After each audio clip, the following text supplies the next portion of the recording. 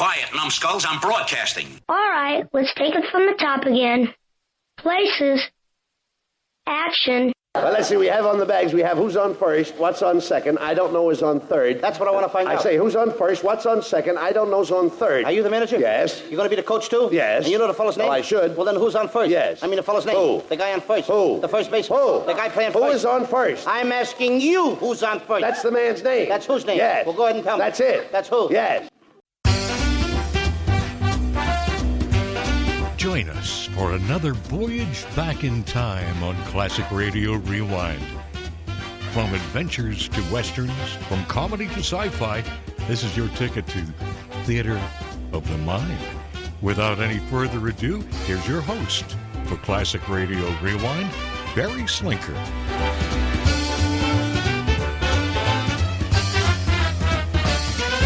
Welcome, everyone, to a special 3-hour edition of Classic Radio Rewind.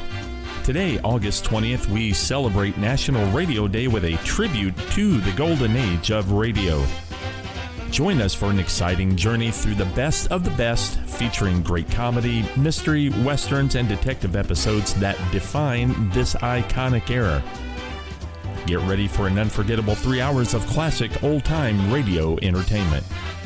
If you are new to Classic Radio Rewind or just discovering old-time radio, let's take a moment to reflect on the golden age of radio and its lasting impact. And to help us with this, I invited my good friend Sarah to share her insights. Take it away, Sarah. The golden age of radio refers to a period roughly from the 1920s to the early 1950s, when radio was the dominant form of entertainment and information in the United States and many other parts of the world. During this time, radio programs were incredibly popular, offering a wide range of content, including dramas, comedies, news, music, and variety shows. Key features of the golden age of radio: diverse programming. Radio featured serialized dramas like The Shadow, comedies such as The Jack Benny Program, and live musical performances. News broadcasts and talk shows also kept the public informed. Cultural impact. Radio became a central part of daily life, much like television and the internet are today. Families would gather around the radio in the evening, and popular radio shows became significant cultural events. Advertising. The era also marked the rise of commercial radio, with shows often sponsored by major companies. This model of advertising-driven content is still prevalent in today's media landscape. Impact on today. 1. Foundations of modern broadcasting. The golden age of radio laid the groundwork for modern broadcasting.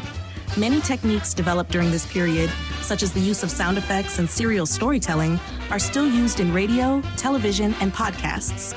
2. Podcasting. The resurgence of audio storytelling through podcasts can be seen as a modern extension of the golden age of radio. Just as people tuned in to their favorite radio shows today, millions listen to podcasts, which cover a wide range of topics, mirroring the diversity of radio programming. 3. Advertising models. The integration of advertising into content, a hallmark of golden age radio, is a model that continues to thrive in today's media, from radio and television to online platforms. 4. Cultural legacy. Many radio shows from the golden age have left a lasting cultural legacy, influencing modern media and even being adapted into television shows, films, and modern-day revivals. In summary, the golden age of radio not only shaped the development of broadcasting and storytelling techniques, but also established patterns of media consumption and advertising that continue to influence us today. Thank you, Sarah. You brought up some excellent points, especially with the podcast example. While we're not talking about podcasts that specifically cover old-time radio like this one, the concept of podcasts in general is worth noting, though. Podcasts started as audio only and have since expanded to include video, but remain strictly audio. This format is a direct descendant of old-time radio, compelling listeners to engage with the content purely through sound. Now that we've delved in to the golden age of radio there a little bit, let's preview what's in store for the next 3 hours. Later, we'll feature the most famous episode from the Suspense radio series from 1943. Following that, enjoy a hilarious episode from the Fibber McGee and Molly Show from 1947. Next, we'll journey into the Western frontier with the Lone Ranger from 1948. Then we'll present an episode featuring perhaps the most iconic old-time radio character, The Shadow, from 1938. Wrapping up this 3-hour edition of Classic Radio Rewind is the most renowned episode from the Abbott and Costello Show from 1947. But first, we're going to kick off this special with the Jack Benny program. Just like the Abbott and Costello's Who's On First skit, this is another classic skit from the golden age of radio. So from March 28th in 1948, here's the Jack Benny program with Your Money or Your Life.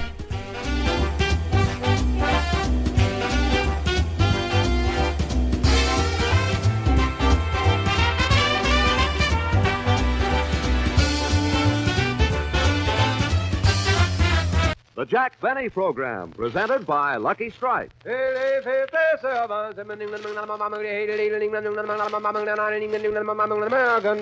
Lucky Strike, and Lucky Strike alone, offers you important evidence gathered in the tobacco country by the world-famous Crosley poll.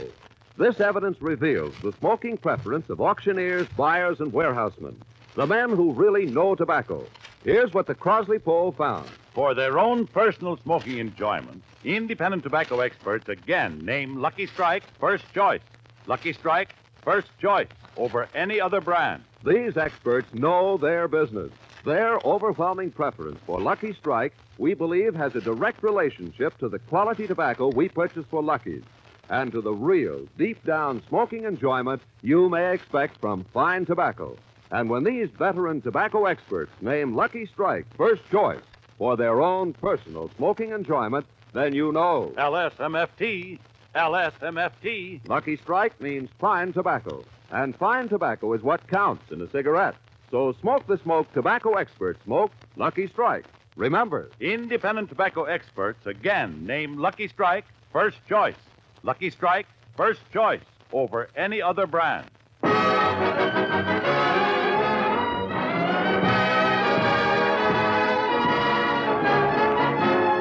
The Lucky Strike program starring Jack Benny with Mary Livingston, Phil Harris, Rochester, Dennis Day, and yours truly, Don Wilson.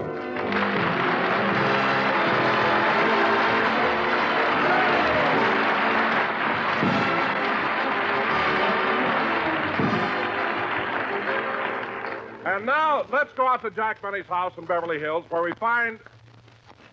must be something wrong here. Where we find Jack down on his knees scrubbing the kitchen floor. I didn't know a floor could get this dirty. Well, anyway, the floor's scrubbed. What a job. Now, let's see, what else is on that list of things I have to do? Oh, yes, I've already dusted the bedrooms, turned the mattresses, changed the linen on the beds, did the dishes, washed the... Hello? Hello, Mr. Benny. This is Rochester. I just finished 18 holes of golf. Oh, you did, eh? Yeah. Did you wash the living room windows? Yes, yes. Did you put out the garbage? It's out, it's out. Did you scrub the kitchen floor? I just did that. Good. When will dinner be ready? 7 o'clock, and it's the last time I'll play gin rummy with you. Goodbye. One game of gin rummy, and I have to do all the housework. I got to do it tomorrow, too. He blitzed me. Gosh, am I tired. Scrubbing that floor was quite a job. When I take my bubble bath tonight, I mustn't forget to put some Jergens on my knees. Now,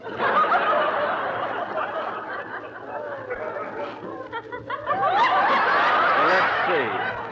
Now, before I take off this apron and dust cap, I better... No, there's the door buzzer. Oh, I beg your pardon, miss, but I guess I have the wrong... Dennis, it's me. Oh, yes. Gee, you look cute in that apron. I'm not trying to look cute. I was down scrubbing the floor, and it wasn't easy. I'll pull up my pants leg and show you. There, look at my knees. Now, cut that out! Then come in. All right, but there's a package addressed to you lying out on the walk. There is? Why don't they deliver those things to the door? I'll go out and get it. Dennis! It wasn't me. It was that man across the street. What? You forgot to roll down your pants leg. Oh, yes. They are kind of nice, aren't they? If I can get a little more tan, I can go without stockings. Oh, well. A pretty girl is like a melody. Dum-dum-bum-bum-bum. Here, kid, hold the package while I get my glasses. Dennis, what are you doing? I opened the package. Gee, look, it's a picture script from Warner Brothers. Well, thank goodness. I've been waiting for it all week. And there's a letter with it from Harry Warner. A letter from Harry Warner? What does he say? He says, Dear Jack, enclose fine script and contract for your next picture as agreed upon. And it's the last time I'll play gin rummy with you.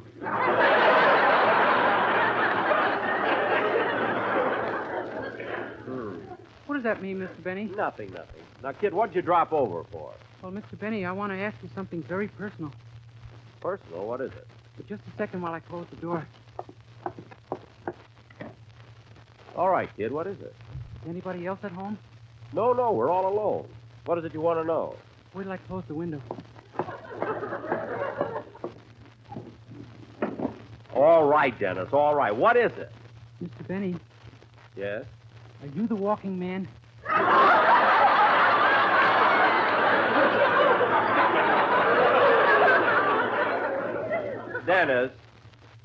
Dennis, come here a minute. Huh?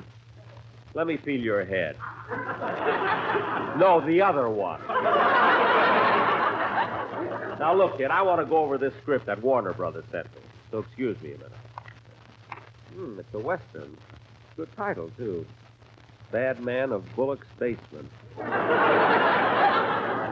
Scene 1. Fade in on ranch house. As the moon comes up in the east, the sagebrush casts weird shadows across black buzzard gulls.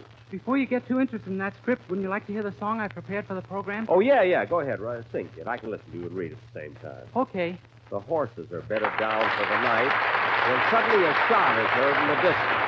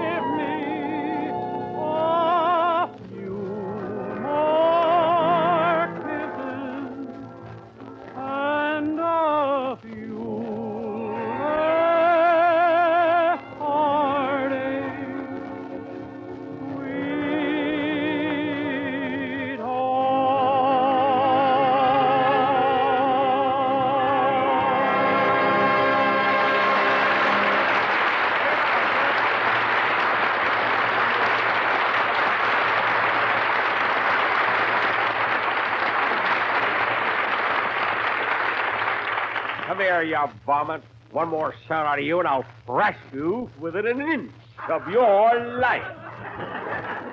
But, gee, I sang as good as I could. Huh? Oh, pardon me, kid. While you were singing, I was reading the script. Oh. It's a Western, you know, and I guess I got carried away. I know. You rode me piggyback through the last half of the chorus. I'm sorry, kid. Well, then get off. Oh, yes. You know, kid, your pockets make nice stirrups there. Anyway, this is the best story Somebody came in. Rochester, is that you coming back? It ain't General MacArthur. Well, it's about time. What's that you're reading, boy? It's a script from Warner Brothers, and it looks great. Gee, if I'd have made this picture last year, I would have won the Academy Award instead of Ronald Coleman. If you'd have made it in that dust cap and apron, you'd have won it instead of Loretta Young. Never mind. You know, boss, I wish you would win an Academy Award sometime. I've never seen an Oscar. You haven't? Well, Rochester, your wish may come true, because if I make this picture, I'm a cinch to win it. And maybe if you had someone with you in a supporting role, it might help. Well, a good supporting actor does add something. Who did you have in mind, Dennis? Ronald Coleman. Ronald in my picture? Yeah, that's a pretty good idea. I mean, now that he won the award, he certainly is worthy of the opportunity. You know, I may go next door and speak to Mr. Coleman about it. I wonder if he's home.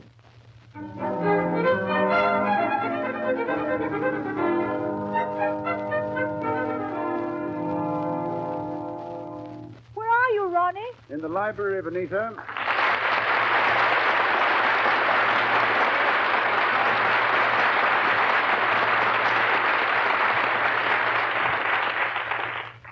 You know, maybe I haven't told you this before, but it's very nice being here, alone together, away from the crowds. Ronnie, stop talking to that Oscar and pay some attention to me. I'm sorry, dear. Ah, but you were thrilled winning it, weren't you? Well, you know, it's hard to describe exactly how it feels.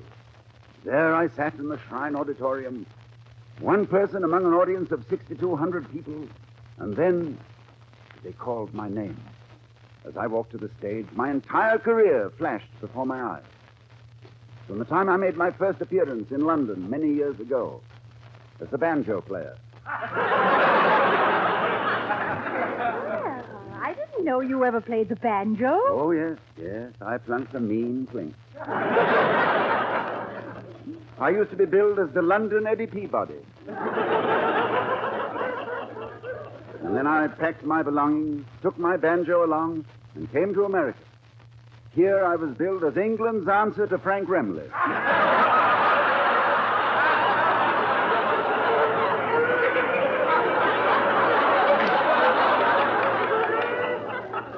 Yes, yes, those were the things I kept thinking of during the Academy ceremonies.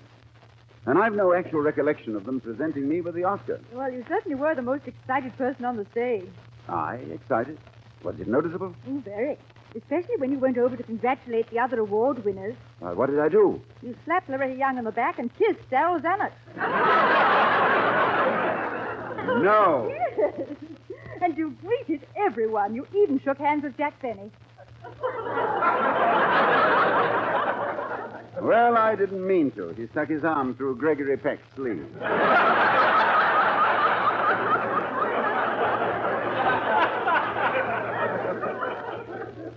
Anyway, darling, I wish we could have just one evening at home without mentioning Jack Benny. Oh, darling, why do you dislike him so? He means well. And he does try to be helpful. Why, only this morning he was walking around our yard helping our gardener. He wasn't helping. He was looking for Easter eggs.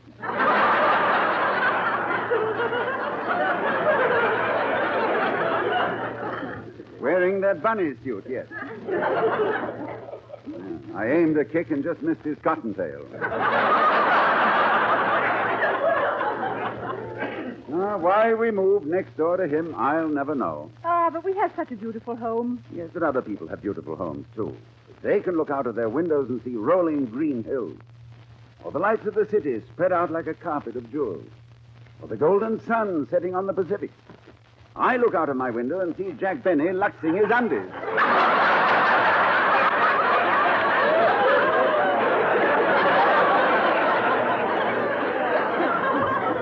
Well, the ones you saw yesterday were yours.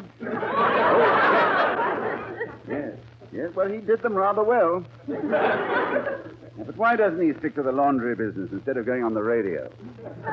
Surrounding himself with all those characters. Oh, darling. Mary Livingston's such a nice girl. Oh, I don't mean Mary. I'm talking about the others. Take that Phil Harris fellow. The way he conducted himself at the party after the Academy Award. Oh, I didn't see him there. Oh, very few people did. As soon as he arrived, He got a bottle, went off in a corner, and just sat there. Wasn't he lonely? Lonely, but loaded.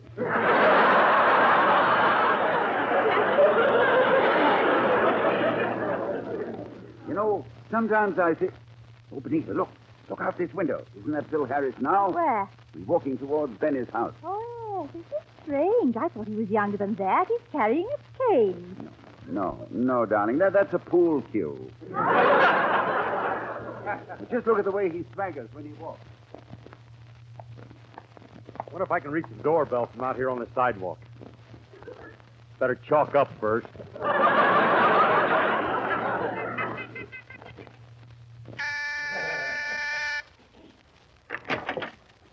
Boss, there's nobody here but a long finger. Hey, it's me, Rod. Oh, hello, Phil. Hiya, Jackson. Hello, Dennis. Hello, Phil. Phil, what's the idea of walking through the streets with a pool cue? I wonder. See what's engraved on the handle? Where? Right there. This pool cue was presented to Phil Harris for outstanding achievement in furthering the art of snooker. Well, isn't that wonderful, winning a pool cue? Yeah, and if I hadn't scratched my last shot, I would have won the engraved cuspidor. Oh, that's a shame. Sure it is. I already bought a doily for it. You know, Phil, sometimes I wonder why I put up with you. Why a star of my magnitude, a man of my dignity, a person who holds such a stellar place in society should condescend to continue such a lowly association. Well, hoity-toy. Hey, let me ask you something, Jackson. What have you got to be so stuck up about? Well... Show him your knees.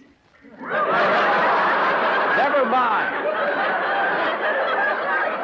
Phil, the point I'm trying to make is that you're content to go along day after day in the same old rut. But not me. I'm progressing. In fact, right now I'm thinking of making a picture with Ronald Coleman. So, if You in a picture with Ronald Coleman? You better chalk up and shoot again, Dad.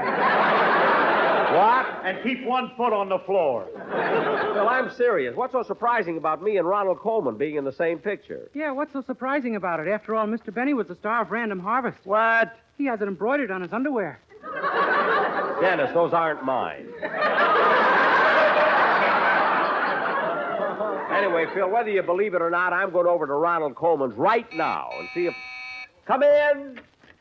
Oh, hello, Don. Hello, Jack. Hi, fellas. Hello, Dunsey. Say, Jack, I just dropped in for a minute. I want you to hear the number your sportsman quartet has prepared. Don, can't we do it tomorrow? I got to run next door to see Ronald Coleman. He and I are going to make a picture together. I don't think that last sentence got through the fat in my head. Would you mind repeating it? Not at all. I said Ronald Coleman and I are going to make a picture. No. I can't get over all you guys. What's so amazing about me and Coleman being in a picture together? Show him your knees. Dennis! You stay out of it. Now, Don, I haven't got time to listen to the quartet. I'll see you tomorrow. But, Jack, this number's so novel, I think you ought to hear it. It's a Western. Don, I don't care if it... A Western? Say, maybe that would fit in my picture. All right, Don, let's hear the number. Go ahead. I'm an old cowhand from the Rio Grande, but my legs ain't bold and my cheeks ain't tanned. I'm a cowboy who never saw a cow, never roped a steer, 'cause I don't know how, and the show ain't fixing to start in now. Yippee-yi-yo-ki-yay. That's wonderful. Yippee-yi-yo-ki-yay. That fit right in my picture. Oh, carry me not from the lone prairie. Just give me a lucky strike. LSMFT, MFT. For they are the first choice all over the range. Great. And all the That's a wonderful number. cowboys say they'll never change. So, smoke a lucky strike. That's the one you like. LSMFT, that's the one for me. Injun tribe hat, big pow wow. Listen to No, great Don, Cincy look. cow. Big Chief F.B. Boom say how. Speedy Rig say No, Don, I don't want Indians in it. I just want a Western. No, Don, no Indians in the picture. Just for a Western. Injun tribe on. No, look at Don. Wait a minute, Don. Wait a minute, fellas. I don't want it. Wait a minute, fellas. Wait a minute!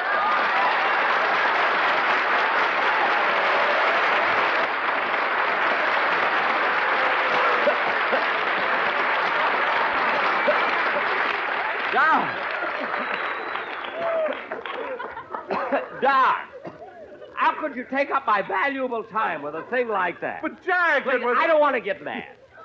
Now, look, I got some business to talk over with Mr. Coleman. I want to be in a good mood.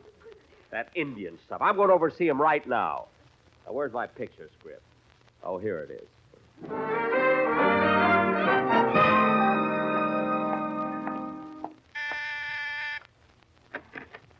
Good evening, Sherwood. Oh, good evening, Mr. Benny.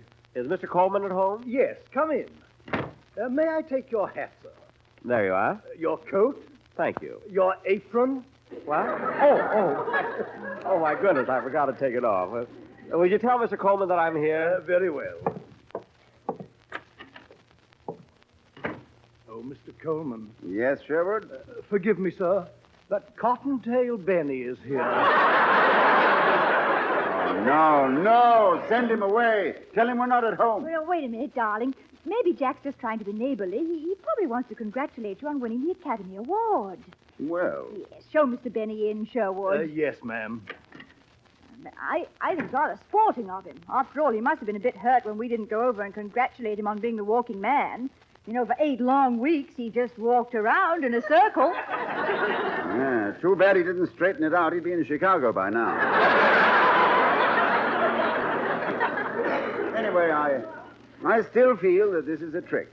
He's over here to borrow something. Oh, why do you always suspect that, Ronnie? Well, he already has my electric shaver, portable radio, phonograph, bridge lamp, cocktail shaker, electric blanket, fountain pen, tuxedo, and Wednesday night was the last straw. Why? What happened? He told me he was going to the Palladium, his girlfriend had to work, and he wanted to borrow you. Why didn't you tell me? I haven't done the shimmy in years. Now, Benita. Here he comes. Hello, Benita. Hiya, Ronnie. Long time no see. Oh, Jack. You're right, Jack. I haven't seen you since the dinner party last Saturday night. Yes. Wasn't that a wonderful dinner? Too bad you couldn't have been at my table. Oh, that's all right, Jack. The man we had served beautifully. Well, by the way, Ronnie, I didn't get a chance to talk to you Saturday night, so I just came over to congratulate you on winning the Academy Award. Thank you, Jack. Good night. Huh? Well,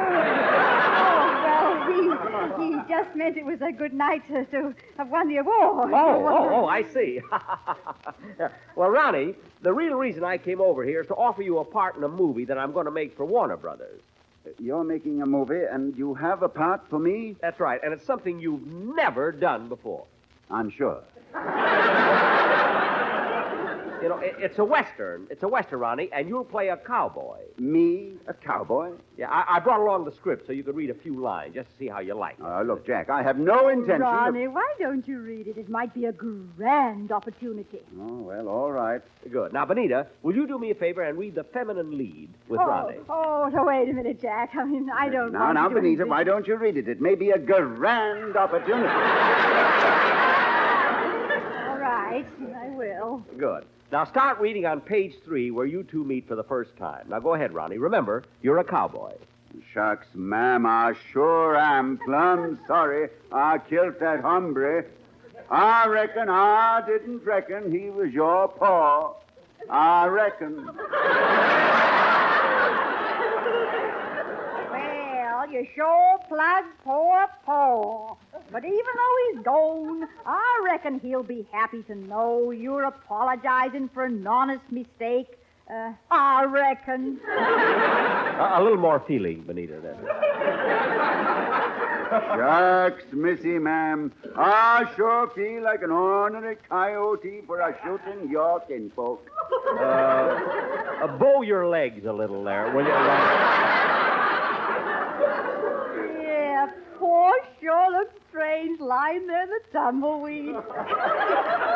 Cold and damp. Now, this is your big speech, Ronnie, so be very, very tender in this. Yeah. Wait a minute, little lady. Don't say dayed. The cowboy's never dayed. Just say he's traveled onwards, up to that big corral up yonder in the sky, where all you can hear is the harps of the angels and the singing of the sons of the pioneers.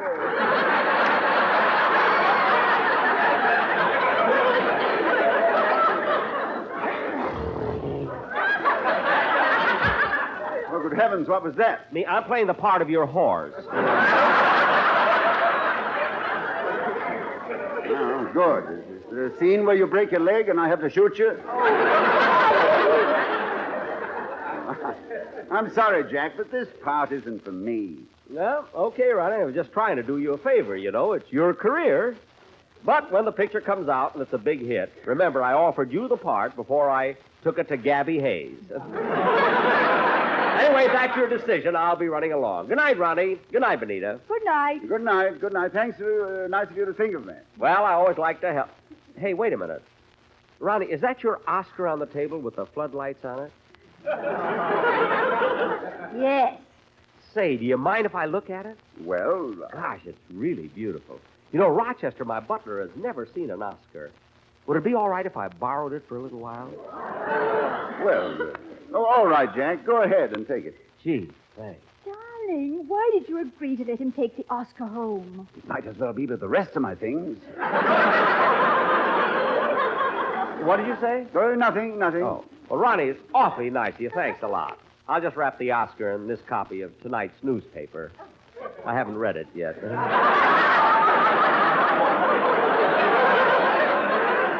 There we are. Well, good night. Good night.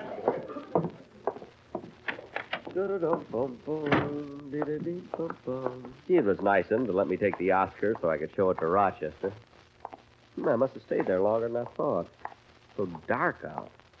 No moon. Oh, well. Hello, kitty. Hey, kitty. Darn it, she got away. She'd have made a wonderful A string.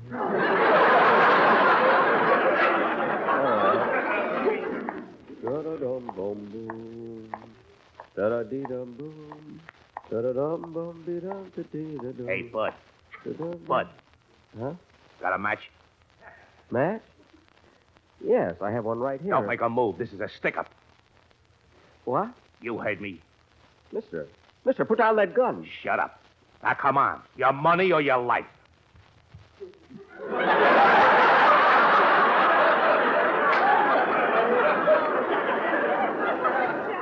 Look, Bud. I said your money or your life. I'm thinking it over.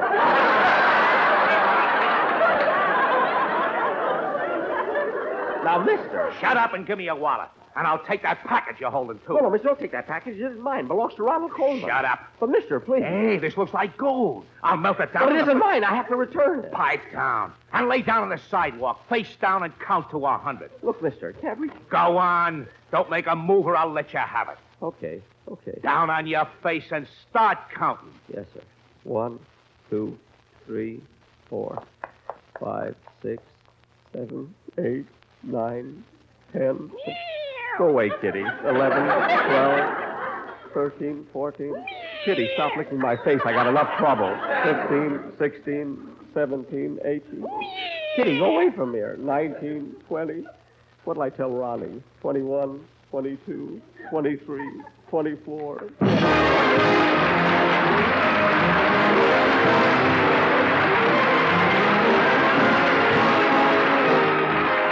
Jack will be back in just a minute, but first, here's Basil Rysdale. Independent tobacco experts again name Lucky Strike first choice.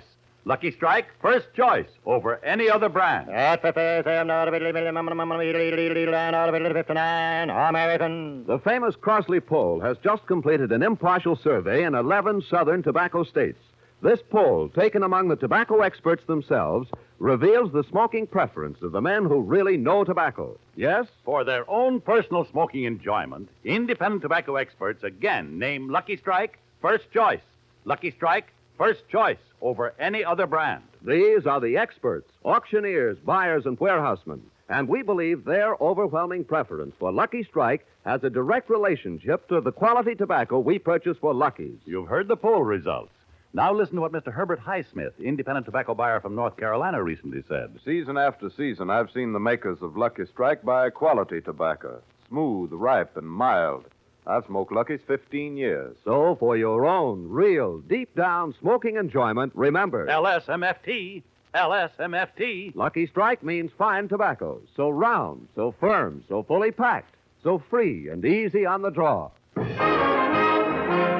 96, 97, 98, 99, 100. Help! Help! Police!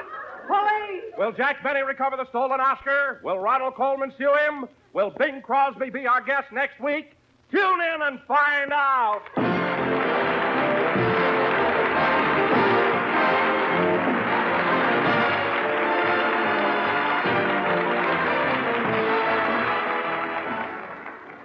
This is NBC, the national broadcasting company. That was the Fibber McGee and Molly Show with Molly's Friend Comes to Town, originally aired April 29th, 1947. Next on Classic Radio Rewind, we'll bring you an episode from The Lone Ranger. The Lone Ranger, formerly Texas Ranger John Reed, survives an ambush by outlaws led by Butch Cavendish at Bryant's Camp. Discovered barely alive by Tano, a Native American he once saved, Reed is nursed back to health. To honor his fallen comrades, he dons a black mask made from his brother's vest. As the Lone Ranger, he and Tano ride through the lawless West, seeking justice aboard his white horse Silver and armed with silver bullets. From June 30th, 1948, this is The Lone Ranger with The Lone Ranger's origin.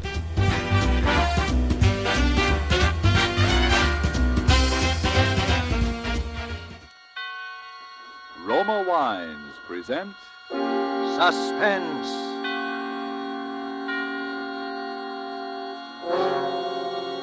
Roma Wines, made in California for enjoyment throughout the world. Salud. Your health, senor. Roma Wines toast the world. The wine for your table is Roma Wine, made in California for enjoyment throughout the world. This is the Man in Black, here to introduce this weekly half hour of Suspense. Tonight from Hollywood, we bring you, in response to requests from many thousands of listeners, Miss Agnes Moorehead, in one of the most famous suspense plays this series has ever presented, Sorry, Wrong Number. But before we raise the curtain on Suspense, here is a message from your host, the Roma Wine Company of Fresno, California. Sometimes it seems we must go far afield to discover riches that were right at hand all the time. As you discover in listening to a conversation which might be taking place at the smart Coral Beach and Tennis Club in Bermuda. An American about to depart for the States thanks his Bermudian friend for the gracious hospitality shown him, in particular for the especially enjoyable wine his friend served. He remarks how much he'd like to be able to get some of that same wine at home. The Bermudian chuckles as he says, "But my friend, that wine you enjoyed so much, it comes from the great wine districts of your own California. It is Roma wine." Yes, friends, many Americans are still not aware that Roma wines are so highly rated in many foreign lands that at every opportunity they are imported to be enjoyed as rare luxuries. But here in America, we can enjoy these superb Roma wines as a daily pleasure, well within reach of the most modest purse, with no high import duty, no expensive shipping costs included. That's why Roma wines cost you so little. Have you been overlooking the enjoyment these richly satisfying Roma wines offer as a delectable beverage at any time, as the addition that can make any meal an occasion, as a sure-to-be appreciated offering to your guests when you entertain? You get some idea of the great worth of these fine Roma wines when you learn Roma wines are America's largest selling wines. Why put off your enjoyment of Roma wines another day? I'll spell out the name for you. R-O-M-A, Roma wines, made in California for enjoyment throughout the world. And now with Lucille Fletcher's study in terror called Sorry, Wrong Number, and with the performance of Agnes Moorehead, we again hope to keep you in suspense.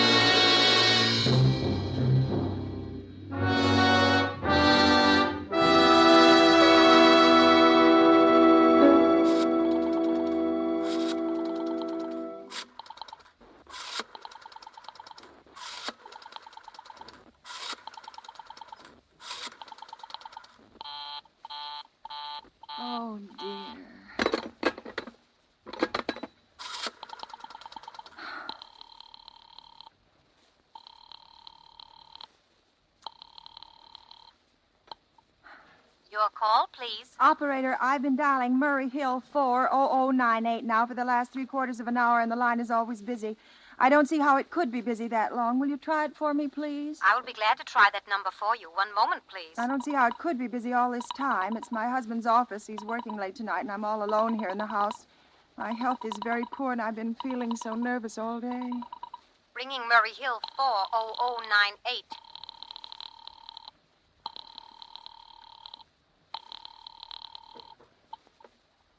Hello? Hello? Hello, is Mr. Stevenson there? Hello? Hello? Hello?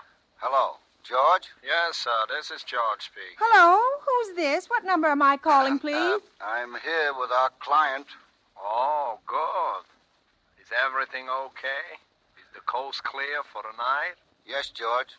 He says the coast is clear for tonight. Okay. Where are you now? In a phone booth. Don't worry. Everything's okay. Very well. You know the address? Yes, I know. Let's see now. At 11 o'clock, the private patrolman goes around to the bar on 2nd Avenue for a beer. That's right. 11 o'clock. Okay. And be sure that all the lights downstairs are out. There should be only one light visible from the street. Okay. What's that? Oh, just a minute, George. Oh, our client tells me that at 11:15, a train crosses the bridge. It makes a noise in case her window is open and she should scream. Hello? What number is this, please? Okay, I understand. That's 11:15, the train, huh? Yeah. Do you remember everything else, George? Yes. I'll make it quick, as little blood as possible, because our client does not wish to make her suffer long. That's right. You'll use a knife? Yes, a knife will be okay. Then afterwards, I remove the rings and the bracelets and the jewelry in the bureau drawer, because our client wishes it to look like simple robbery. Huh? Don't worry, everything's okay. I know. Oh, how awful. How unspeakably awful.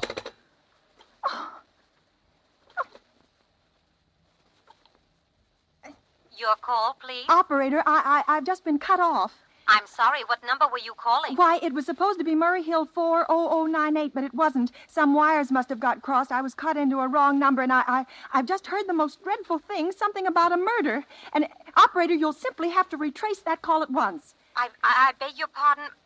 May I help you? Oh, I know it was a wrong number, and I had no business listening, but these two men, they were cold-blooded fiends, and they were going to murder somebody, some poor, innocent woman who was all alone in a house near a bridge. And we've got to stop them. We've just got to. What number are you calling? Well, that doesn't matter. This was a wrong number, and you dialed it for me, and we've got to find out what it was immediately. What number did you call? Oh, why are you so stupid? What time is it? You mean to tell me you can't find out what that number was just now? I'll connect you with the chief operator. Oh, I think it's perfectly shameful. Now, look, it was obviously a case of some little slip of the finger. I told you to try Murray Hill 40098 for me. You dialed it, but your finger must have slipped, and I was connected with some other number, and I could hear them, but they couldn't hear me.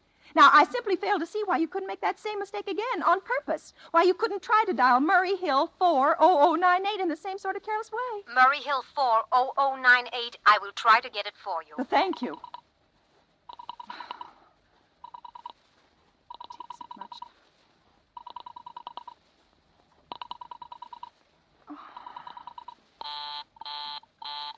I am sorry, Murray Hill 40098 is busy. I will call you Operator! Your call, please. You didn't try to get that wrong number at all. I asked you explicitly, and all you did was dial correctly. I am sorry. What number are you calling? Well, can't you for once forget what number I'm calling and do something for me? Now, I want to trace that call. It's my civic duty, and it's your civic duty to trace that call and apprehend those dangerous killers. And if you won't... I will connect you with the chief operator. Well, please. This talk, I can't make it. What a listening. It takes so much time. This is the chief operator. Oh, chief operator. I want you to trace a call, a telephone call, immediately. I don't know where it came from or who was making it, but it's absolutely necessary that it be tracked down because it was about a murder that someone's planning, a terrible, cold-blooded murder of a poor, innocent woman tonight at 11:15. I see. Can you trace it for me? Can you track down those men? Well, I'm not certain. It depends. Depends on what? It depends on whether the call is still going on. If it's a live call, we can trace it on the equipment. If it's been disconnected, we can't. Disconnected? If the parties have stopped talking to each other. Oh, but of course they must have stopped talking to each other by now. That was at least 5 minutes ago, and they didn't sound like the type who would make a long call. Well, I can try tracing it. May I have your name, please? Mrs. Stevenson. Mrs. Albert Stevenson. But and listen, your telephone number, please. Plaza 32098. But if you go on wasting all Why this do you time... want this call traced, please? Why?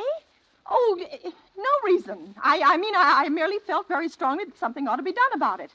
These men sounded like killers. They're dangerous. They're going to murder this woman at 11:15 tonight, and I thought the police ought to know. Have you reported this to the police? Well, no, not yet. You want this call checked purely as a private individual? Yes, but meanwhile... I'm sorry, Mrs. Stevenson, but I'm afraid we couldn't make this check for you and trace the call just on your say-so as a private individual. We'd have to have something more official. Oh, for heaven's sake. You mean to tell me I can't report that there's going to be a murder without getting tied up in all this red tape? Why, it's perfectly idiotic. Well, all right. I'll call the police. Thank you. I'm sure that would be the best way to do it. It's ridiculous. Curse such nonsense. Utter nonsense. Your call, please? The police department. Get me the police department, please. Thank you. Ringing the police department. Oh, can't you ring them direct? This time.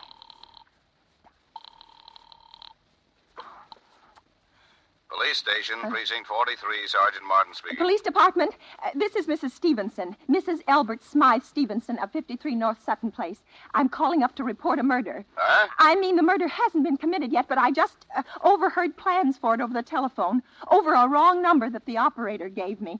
I've been trying to trace down the call myself, but everybody is so stupid, and I guess in the end you're the only people who could do anything.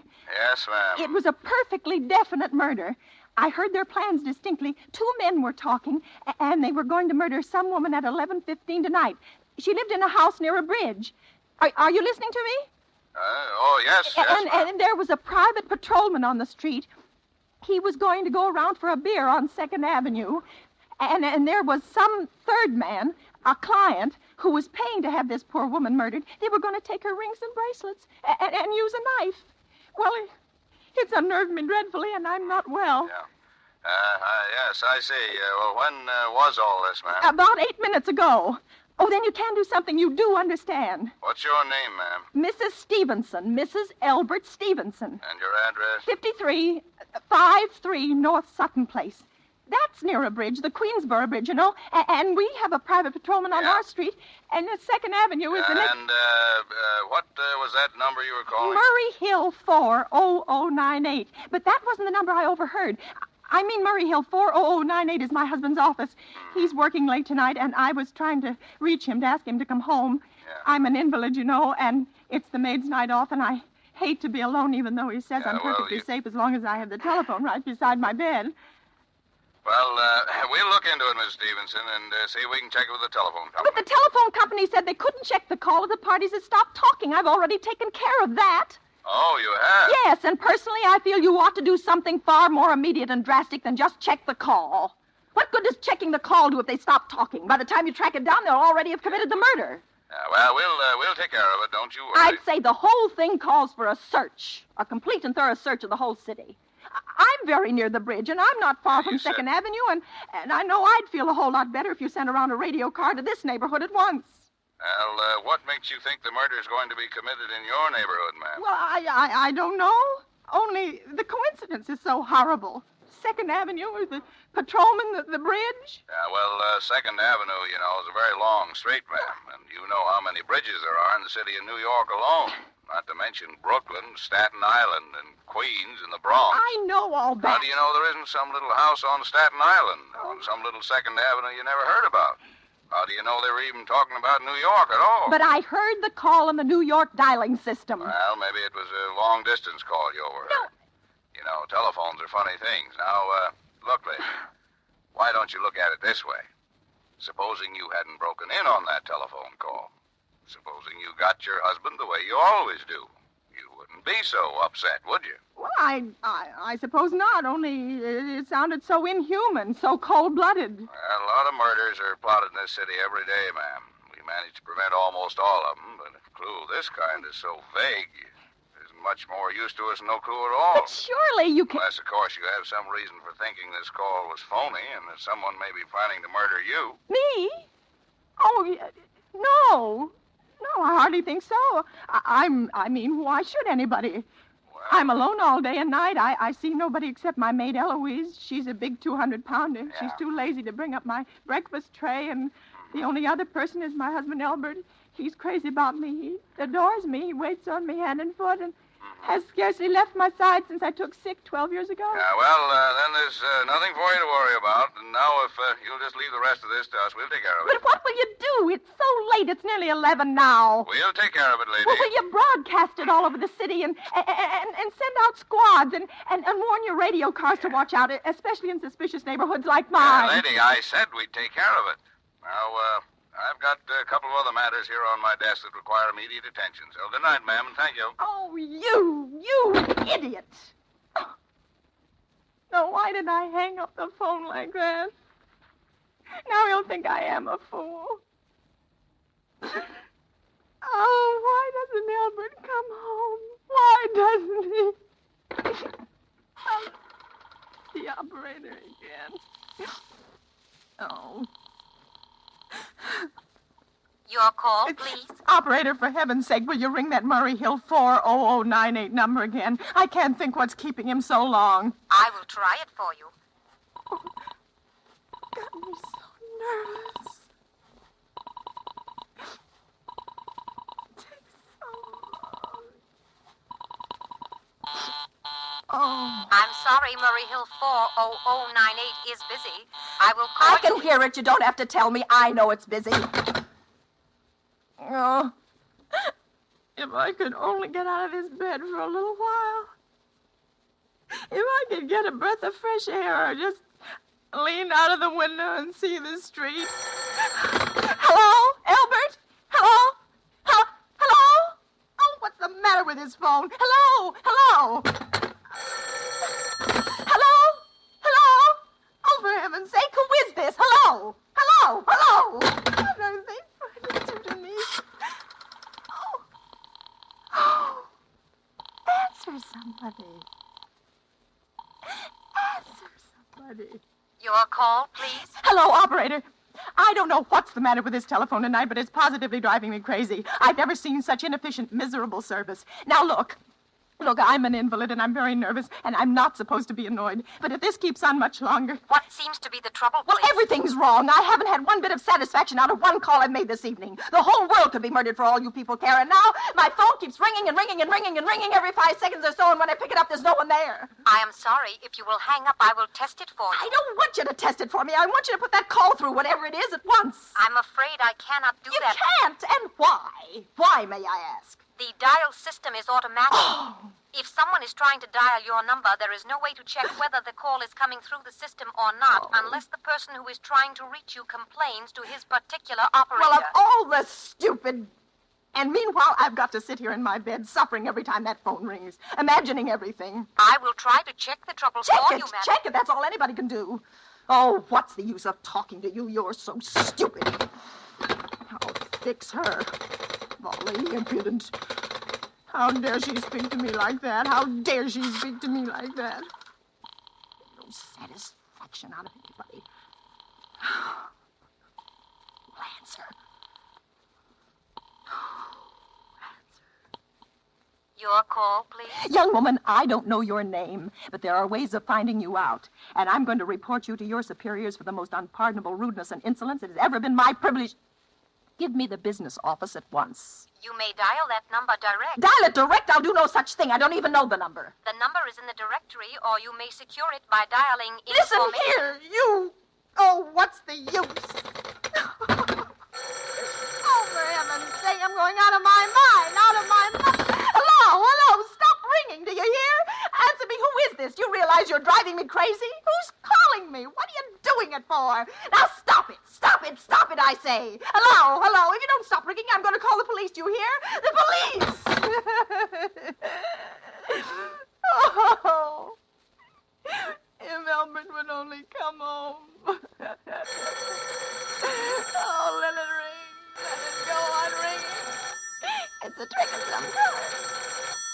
answer it. I won't answer it. I won't. Even if it goes on ringing all night, I won't answer it. I won't answer it. Now, what's the matter? Why do they stop ringing all of a sudden? What time is it? Where's my clock? Where is it? 5 to 11. They've decided something. They're sure I'm home. They've heard my voice answering them just now. That's why they've been ringing me. Why no one is answering me. Oh, where is she? Where is she? Why doesn't she answer? Your call, please. Where were you just now? Why didn't you answer at once? Give me the police department.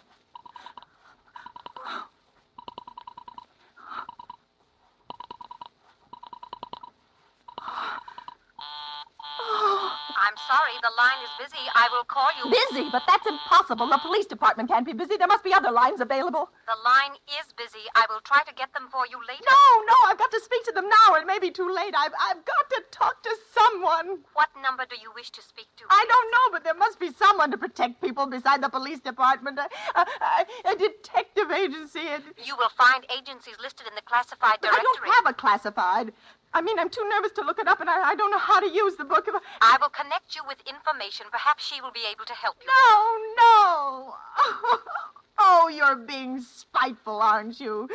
You don't care, do you, what happens to me? I could die, and you wouldn't care. Oh, stop it. I can't stand anymore. Hello, what do you want? Stop ringing, will you? Stop it. Hello? Is this Plaza 32099? Yes. Yes, I'm sorry. This is Plaza 32099. This is Western Union. I have a telegram here for Mrs. Albert Stevenson. Is there anyone there to receive the message? I am Mrs. Stevenson. The telegram is as follows. Mrs. Albert Stevenson, 53 North Sutton Place, New York, New York. Darling, terribly sorry. Tried to get you for last hour, but line busy. Leaving for Boston, 11 p.m. tonight on urgent business. Back tomorrow afternoon. Keep happy. Love, signed, Albert. Do you wish us to deliver a copy of the message? No, thank you. Thank you, madam. Good night. Good night. No. Oh, no, I don't believe it. He couldn't do it. Not when he knows I'll be all alone. It's some trick, some fiendish trick. I know it. Your call, please. Operator. Try that Murray Hill 40098 number for me just once more, please. You may dial that number direct. Oh.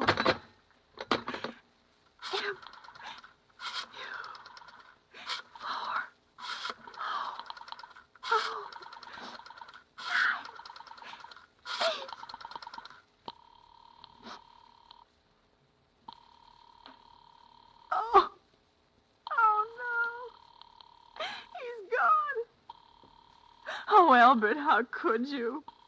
How could you? Oh, but I can't be alone tonight. I can't. If I'm alone one more second, I'll go mad. I don't care what he says or what the expense is. I'm a sick woman. I'm entitled to some consideration. This is information. May I help you? I want the telephone number of Henchley Hospital. Henchley Hospital. Do you have the street address? No, it's somewhere in the 70s. It's a very small, private, and exclusive hospital where I had my appendix out 2 years ago. Henchley, Henchl. One moment, please. Please hurry. And please, what is the time? You may find out the time by dialing Meridian 71212. Oh, for heaven's sake, I've no time to be dialing. The number of Henchley Hospital is Butterfield 89970. You.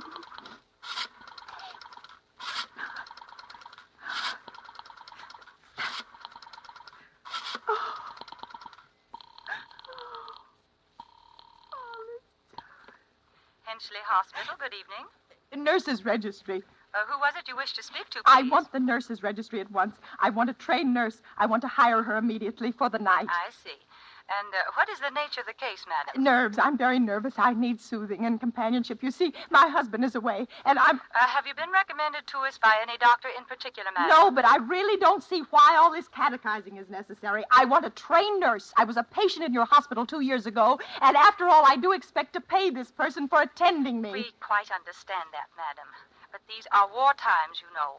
Registered nurses are very scarce just now, and our superintendent has asked us to send people out only on cases where the physician in charge feels it is absolutely necessary. Well, it is absolutely necessary. I'm a sick woman. I'm very upset, very. I'm alone in this house, and I'm an invalid, and tonight I overheard a telephone conversation that upset me dreadfully. A woman's going to be killed when a train...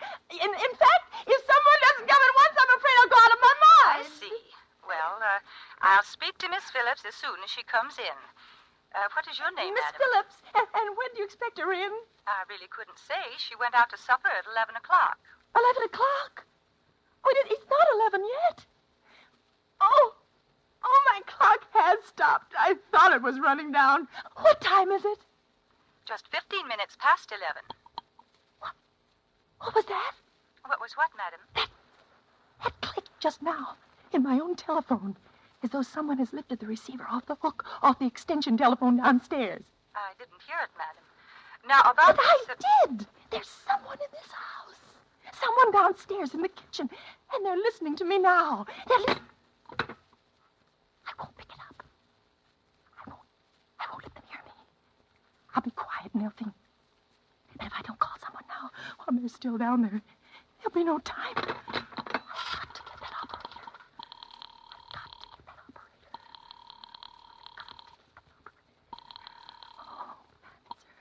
Your call, please. Operator, I'm in desperate trouble. I'm sorry, I cannot hear you. Please speak Oh, louder. dear, there's someone listening. Can you hear me now? I am sorry. But you've got to hear me.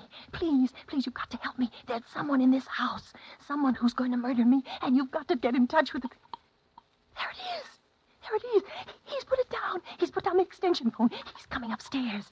He's coming up the stairs. Give me the police department. The police department. One moment, please. I will connect you.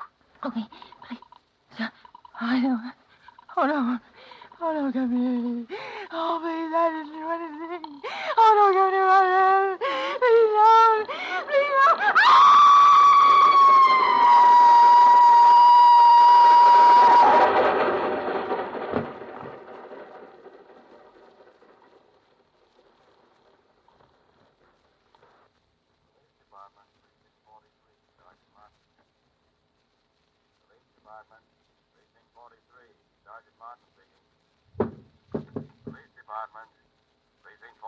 Sergeant Martin speaking.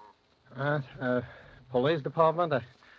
Well, I'm sorry. Must have got the wrong number. Don't worry. Everything's okay.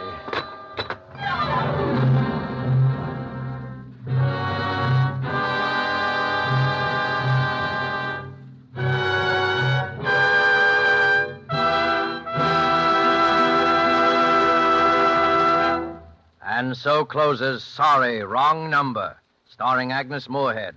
Tonight's tale of Suspense.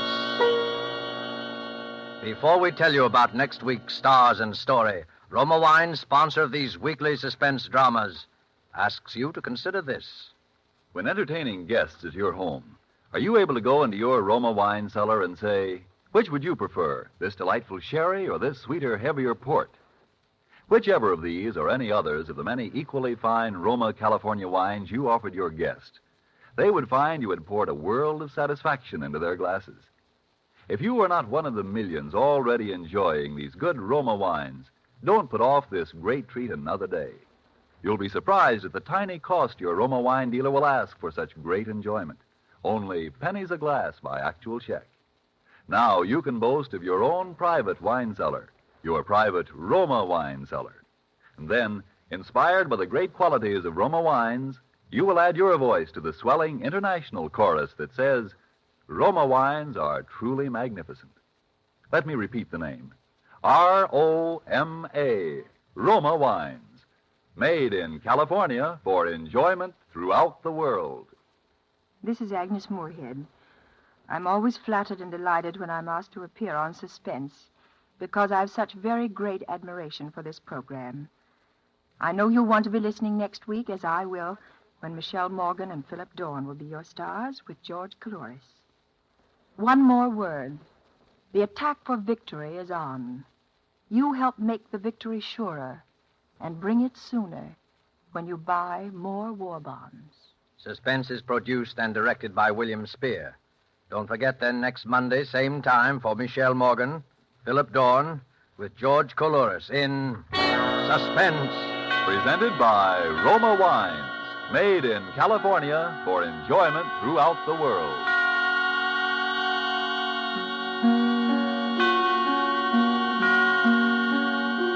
This is CBS, the Columbia Broadcasting System.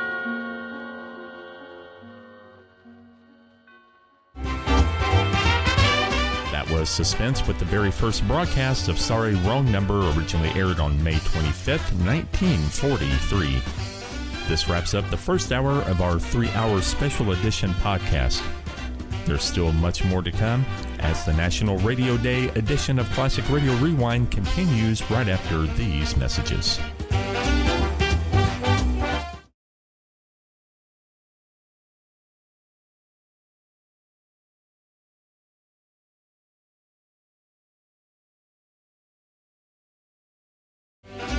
That was The Lone Ranger with The Lone Ranger's Origin, originally aired June 30th, 1948. That wraps up hour 2 of our special 3-hour podcast. Our final hour celebrating National Radio Day will kick off right after the break, which starts right now. The Johnson Wax Program with Fibber McGee and Molly.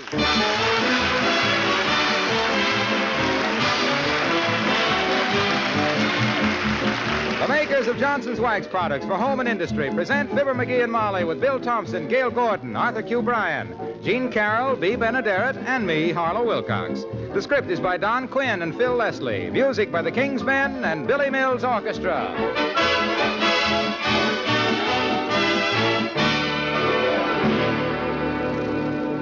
While you're putting the finishing touches on your newly cleaned house, don't forget to give a thought to your car. After all, a clean, shiny automobile gives your family just as much pleasure as a clean, bright home. And car cleaning's no trouble at all these days with Johnson's Car New to help you.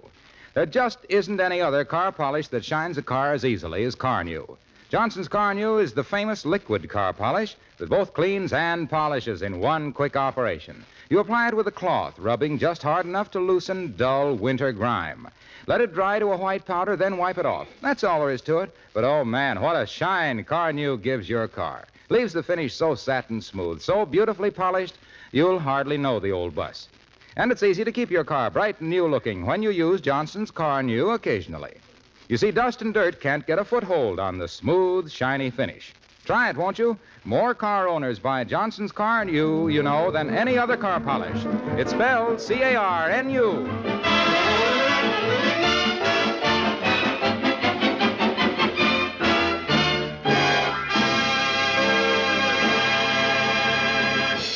Do you know what sales resistance is? Well, that's what a husband has when his wife tries to sell him on the beauty and charm of her old school friend who is coming for a visit. In this case, the husband and wife are Fibber McGee and Molly.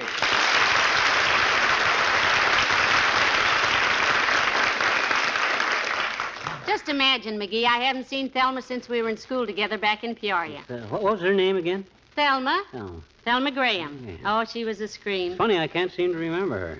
Well, she never hung around the smoke shop much. Oh. She didn't play pool either. Folks were strict, huh? Besides, that was before you came into my life, dearie. Oh, the dull years. Well, they would have been dull except for Thelma Graham. Yeah? I'll never forget the time Thelma's folks got a new clock.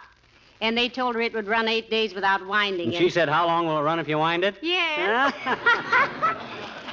That's what she said. Oh, she was just bubbling over all the time. She'd say things like, how do you get down off an elephant? And you say, I don't know. And then she'd say, you don't get down off an elephant, you get down off a duck. Yeah. Oh, dear. Everybody told her she ought to be in vaudeville. Yeah. Too many people like her did go into vaudeville. That's what happened to it. Well, I'd like to stick around and meet this happy character, kiddo, but I got to get down to the Elks Club. We got to paint the pool balls this spring, and I'm one of the few who knows what the color the 8-ball is. Now, McGee, please, you stay here with me. You must meet Thelma. I know, but I promised the fellas that I'd help them. Besides, Thelma's never met my husband, you know. Oh? I want to show you off a little, sweetheart. Show her how well I married. Well, if you think it'll build you up socially. Anyway, I've asked a few friends to drop in for tea at 4 o'clock. Dr. Gamble and Mr. Wilcox and Mayor Latrivia and Mr. Wimple. Thelma will only be here between trains, so... My gosh, is that your friend already? I got to shave and put on a clean shirt and get down. No. Relax, dearie. She isn't due for an hour yet. Oh. Come in. You see, McGee, it's Mr. Wimple. Oh, hi, a wimp. Hello, folks.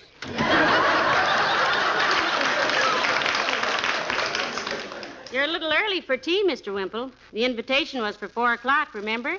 Yes. I just came over to tell you I'd be here, Mrs. McGee. Is it somebody's birthday or something? No, it's for a wise cracker named Graham, Wimp.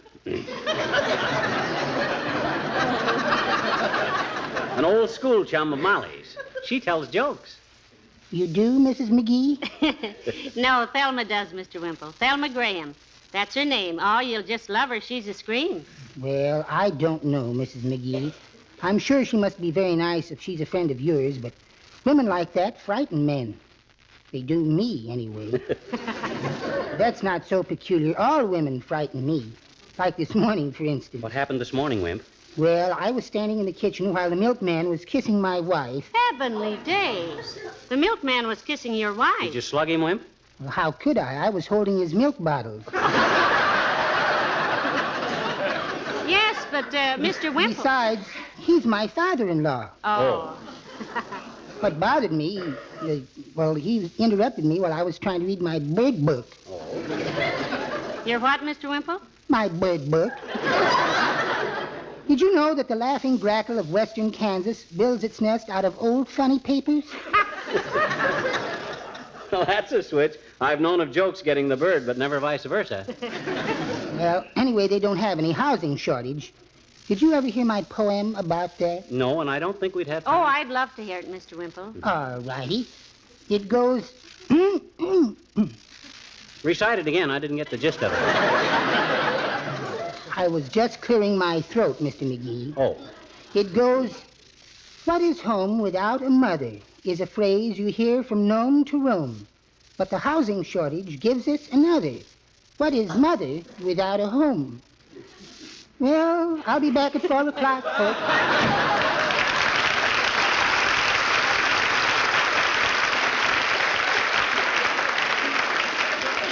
Well, I'd better go out in the kitchen and see how Lena's coming along with the tea things, McGee. Okay. And you better run up and shave so I can show Thelma what a handsome husband I am. Okay, Tootsie, right away. Ah, there goes a good kid. She thinks I swallow that stuff about me being so handsome. And she's so right. I lap it up like a hungry hound. Uh-oh. I hope that isn't Giggling Graham, the girl gag man. Come in. Hi, mister. Oh, it's you, Teeny. Sure it is, I bet you. Yeah. What you doing, mister? And what you doing? What you? I'm about to go upstairs and unwhisker myself, sis. We got a tea party cooked up for 4 p.m. to meet an old schoolmate of Mrs. McGee's. Oh, gee, that'll be dandy, I bet you. I met an old schoolmate of mine this morning. You did, eh? Hmm? I says you did, eh? Did what? Met an old schoolmate of yours. You did? You did. I know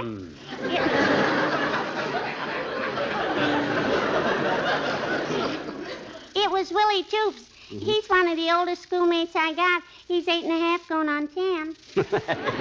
He's aging fast, isn't he? You like Willie, sis? Oh, boy, I'll say. Is he ever good looking, though? Yeah. Hubba, hubba, hubba.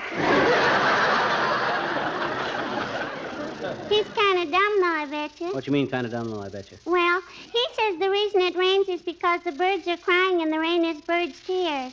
Well, why do the birds cry? Because it's raining, he says. Oh. Well, that's a very poetic conception, sis, but we know better, don't we? Sure. Why does it rain, mister? Huh? That's very simple, sis. In the first place, the heat of the sun causes evaporation of the water in the streams and the lakes and the oceans. It rises into the air and forms clouds. The clouds go wherever rain is needed, and when they get there, the thunder says, "All right, kids, break it up." Then the lightning flashes to show it where to fall, and down it goes, to wet the fields and the crops and the trees, and so they can grow. Catch on to it? Gee, does it rain wherever it needs rain? Sure. How about the desert? Mhm. My teacher, Miss Yegley, says it hardly ever, almost never rains in the desert. Well, you see, sis, the desert don't need rain. No. Nothing grows there but cactus and tourists, and neither of them use much water.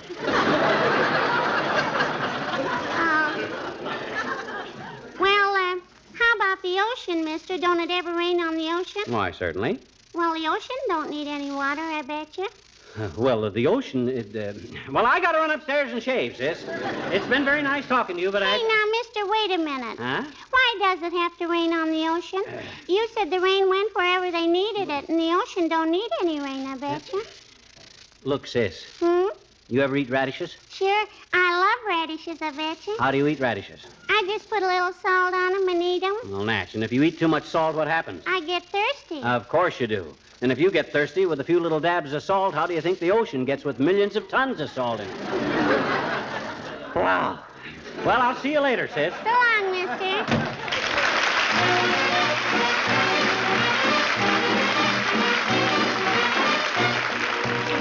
Billy Mills and the orchestra and Linda.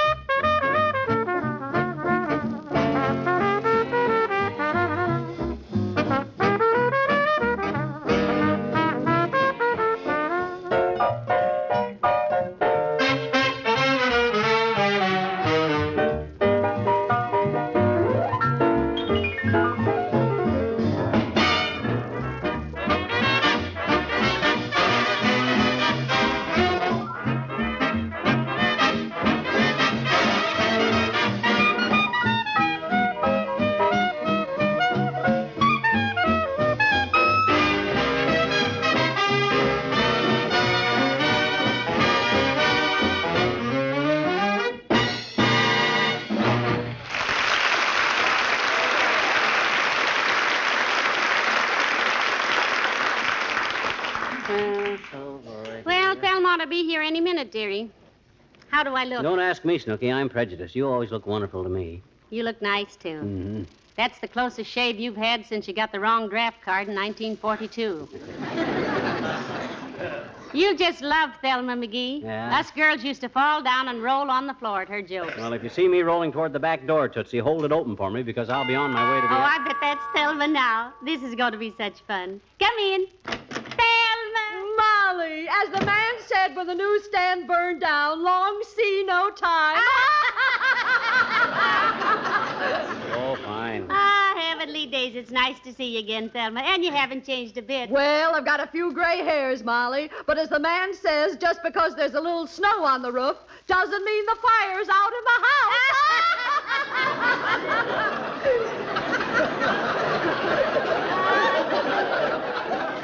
You see what I mean, McGee? Thelma's... Oh, pardon me, Thelma. I want you to meet my husband.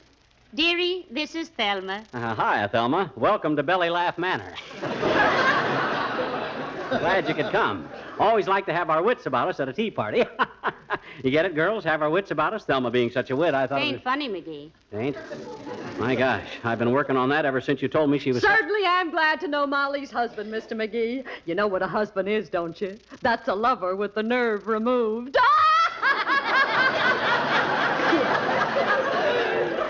Oh, brother, this is worse than I thought. My goodness, what am I thinking? What am I thinking of? Standing here gabbing away. Let me take your coat, Thelma. No, I'll put it in the other room myself, Molly. As the breeze said to the candle, I don't want to put you out.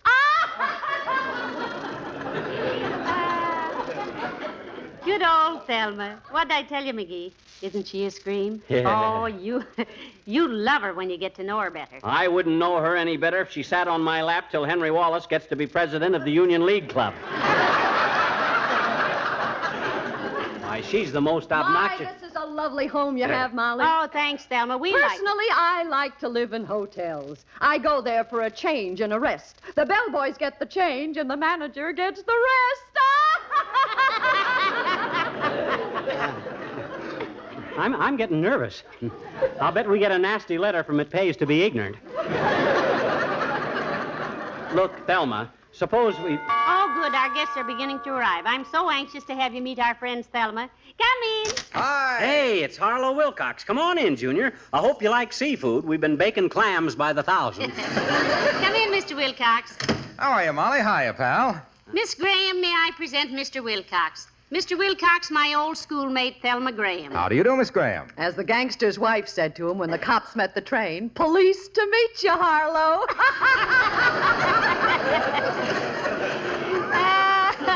Did you ever hear anybody like her, Mr. Wilcox? She kept us girls screaming all through school. I believe it. I've only known her a minute, and I'm almost screaming myself. Going to be in town long, Miss Whole Wheat? Graham, Junior. Oh, pardon me. Now, I'm just passing through, Mr. Hotchkiss.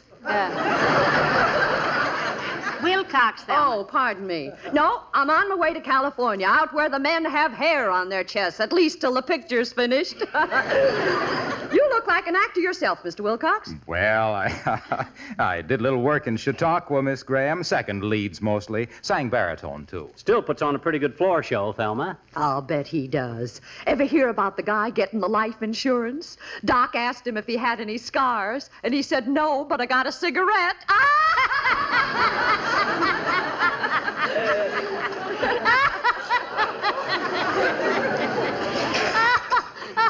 Oh, Thelma, please, I'm making all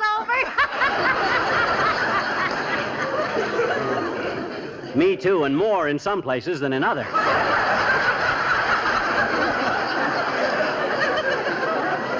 Say, you still an actor, Mr. Wilcox? No, I sell Johnson's wax products now, Miss Graham. Ever hear about Johnson's Glow Coat? Sure I have. My sister always uses Johnson's Glow Coat. The salesman told her it'd make her linoleum shine till she could see her face in it, and she used it. Well, she forgot it was battleship linoleum, and when she saw her face in it, she looked like Admiral Nimitz.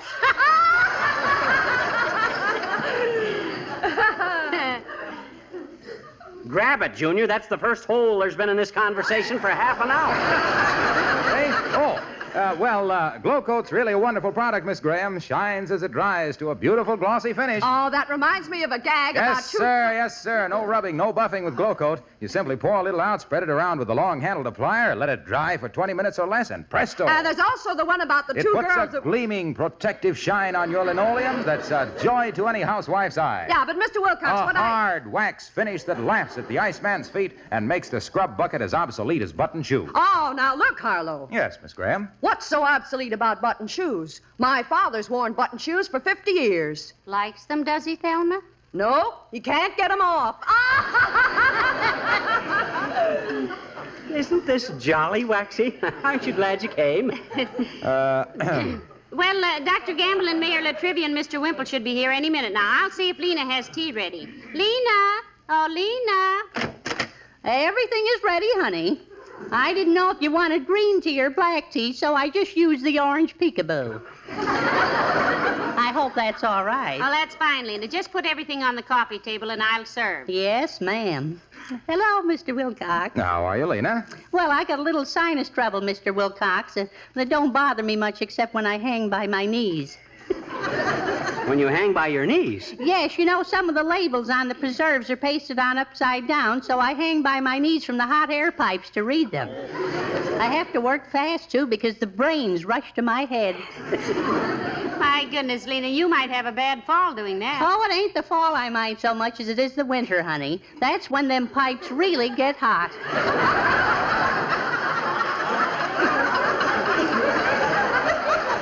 Well, if anybody wants any more tea or more of them little woman fingers, you just holler at me. Lady fingers, Lena. I know, but Mr. McGee said they didn't want this party to be too fancy, Mr. Wilcox. He said it was just for a bunch of mugs that... Hey, Lena. That's what you said, Mr. McGee. You said they'd probably much rather have beer and pretzels, Oh, but... please, Lena. Oh, well, that's all right, honey. I think you're perfectly right to serve tea. It looks a lot better in the society columns if it says, Mrs. McGee served tea to a group of prominent citizens than if it said you rushed the growler for a bunch of... Oh. Oh, my. Is this the girl you went to school with, honey? Hello, Thelma. I'm Lena. Hello, Lena. I'll bet you can't guess which hand I stir my tea with. Oh, now you go on. You use a spoon to stir it. You don't catch me on any old chestnut like that, Thelma.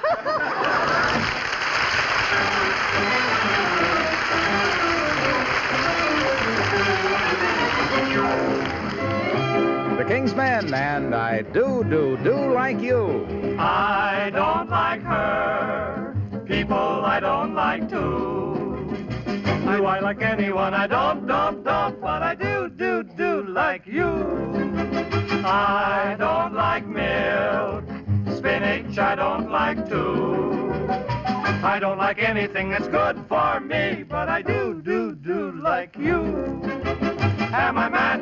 No, just my attitude has always been very unconventional. Do I care?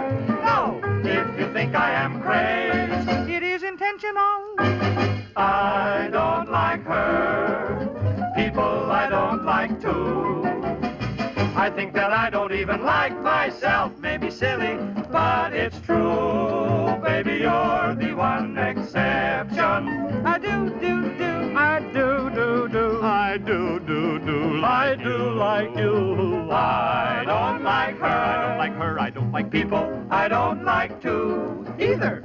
Do I like anyone? I don't, but I do like you. Neither. I don't like prunes. I don't like prunes. I don't like money. I don't like to either. I don't like anything I ought to like, but I do like you. Neither. Am I mad? No. Just my attitude has always been very unconventional. Do I care? No. If you think I am crazy, it is intentional. I don't like cats. Pet cats I don't like too. I think that I don't even like myself. Maybe silly, but it's true. You're the one exception, baby. I do like you.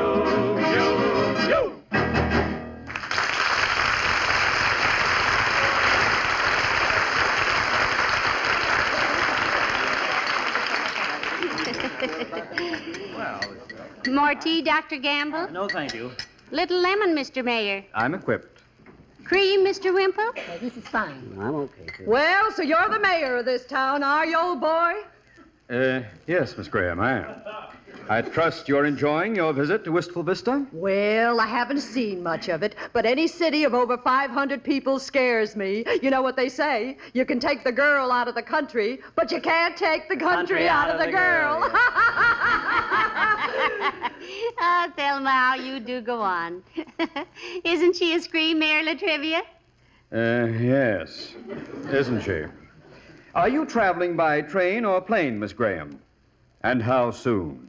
I'm going west by train and back by plane, Your Honor, which reminds me of the time I went to Europe on a boat. Traveled by rail all the way. May I have another cookie, Mrs. McGee? Certainly, Mr. Wimple. Here you are. Oh, say, Thelma, tell the boys what you said to the porter on the train. Listen to this voice. Yeah, tell us, Thelma. I can hardly wait to hear it. I'll bet it's a Lulu. Well, I left my shoes to be shined, and the porter brought back one brown one and one black one. When I told him about it, he said, well, imagine that. That's the second time that's happened today. Did that really happen to you, Miss Graham? Oh, now, Doctor, don't get personal. As long as you and I can keep people in stitches, who cares? Thelma. May I have another cookie, Mrs. McGee? Hey, better take it easy with those cookies, Wally. They're pretty rich. Say, you people know the best exercise to keep from getting fat? Push yourself away from the table 3 times a day. Don't you agree with that, Doctor? I beg your pardon, Miss Graham. I didn't hear what you said. I was looking at Mr. Wimple's bird book. It's a very interesting article about the Chicago pigeon. It sits on a stool under a bright light and sings to the cops all day. Say, that reminds me of the deck of cards in the desert calling to its young. Oasis, oasis, oasis. Oasis. Oh, murder. That's the funniest thing I ever heard, a deck of cards in the desert. How do you think these things up, Thelma? My gosh, all you need is a few back copies of the hardware dealer. Hey, Thelma? I like the old college humors myself, Mr. McGee. I'm a college girl, you know. I got my degree in music. Are you a composer, Miss Graham? Am I a composer? Remind me to sing for you my masterpiece, the refrain from smoking. I didn't think she was that old. Say, you look like a college man yourself, Mr. Mayor. I am. University of Texas, a 3-letter man. No kidding, Latrivia. A 3-letter man? Yes, I sat on a branding iron. I hope I'm not using any of your material, Miss Graham. No, I just used the one about the cowboy with enamel all over his pants. Well, I'll play straight man for you, Thel. How'd the cowboy get the enamel on his pants? Well, they told him to saddle his old paint, and he thought they said to paint his old saddle. Wonder what old Fred Nittany's doing. And then there was the one about the man that got gored by a longhorn in the Minneapolis Symphony Orchestra, but that was way back. Oh, say, there's my taxi cab. I gotta leave now to catch a train, folks. Oh, I'll get your hat, Thelma. I'll get your coat, Thelma. I'll hold the door open, I'll Thelma. pay the cab driver. I'll eat the rest of the cookies. I'll telephone the station. If you don't get on that train, it won't be my fault, Miss Graham. Ah, you're all just too sweet. Molly, it's been a wonderful reunion. If you ever come to California, come and visit with me. Oh, I'd love to, Thelma, but how will I get in touch with you? Are you kidding? Well, goodbye, everybody. I've just loved meeting you. Goodbye, Thelma. Goodbye. Wow, what a character.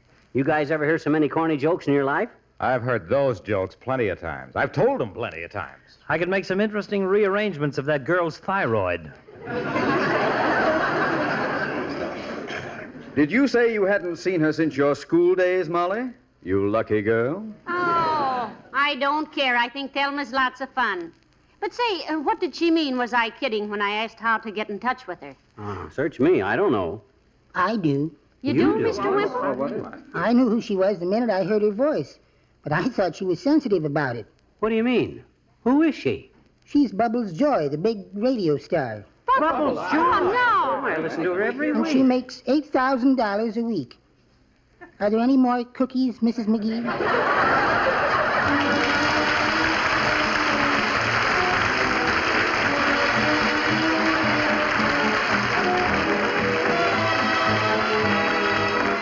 Now that your white woodwork is spring cleaned and shining, how do you plan to keep it clean? Dirt does seem to show up, doesn't it? And those ugly fingerprints seem to come from nowhere. Well, I'll tell you what I suggest. Johnson's Cream Wax, the newest Johnson's wax polish that was specially made for your light woodwork and furniture. With Cream Wax, you need never use harsh cleansers or even soap and water to clean your woodwork. You just apply Cream Wax, and dirt and fingerprints vanish. And that's not all. In addition to unusually effective cleaning ingredients, this creamy white liquid contains genuine wax. Polish it lightly, and it leaves a hard, smooth, dry finish that is not sticky. Johnson's Cream Wax fills a real need, not only to clean and wax polish your woodwork and furniture, but also to give your white kitchen equipment a beautiful, bright sparkle. Try it, will you? You'll like the protective Cream Wax gives against future soiling. How easy it makes dusting. Johnson's Cream Wax. It's wonderful.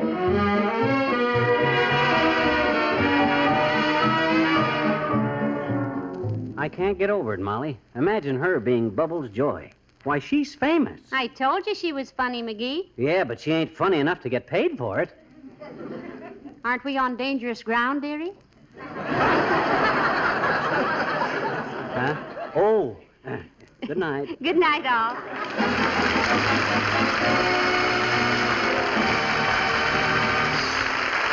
This is Harlow Wilcox speaking for the makers of Johnson's Wax Finishes for Home and Industry, inviting you to be with us again next Tuesday night. Good night. This is NBC, the national broadcasting company.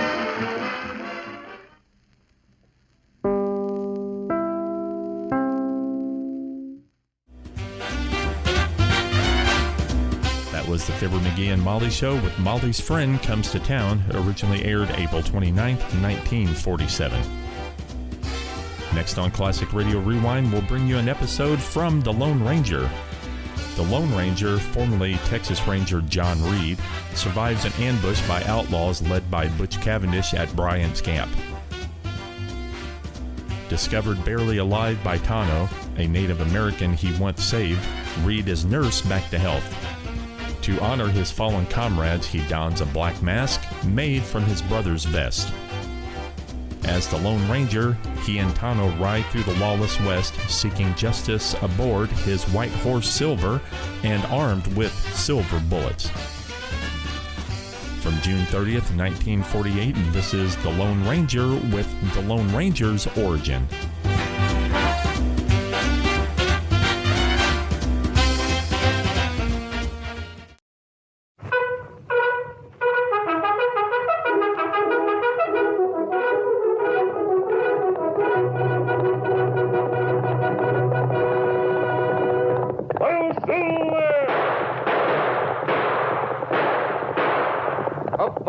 The speed of light, a cloud of dust, and a hearty hi-yo Silver, the Lone Ranger.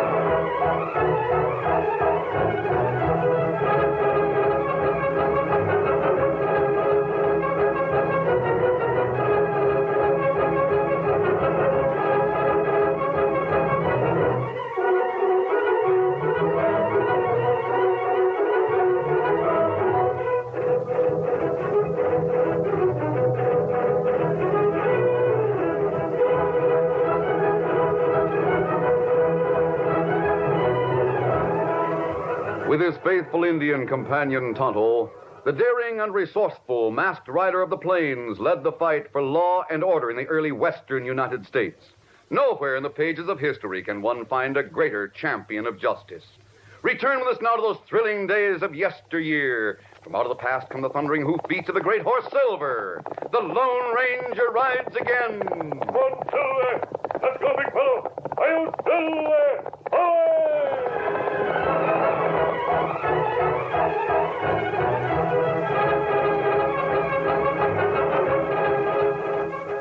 In In response to hundreds of requests from interested listeners, this Lone Ranger program will retell the story of the origin of the Lone Ranger, how he met Tonto, how he got his name, and how the Lone Ranger found the great horse Silver. This is the story of a man who buried his identity to dedicate his life to the service of humanity and country. It is the story of an American heritage, the story of the Lone Ranger.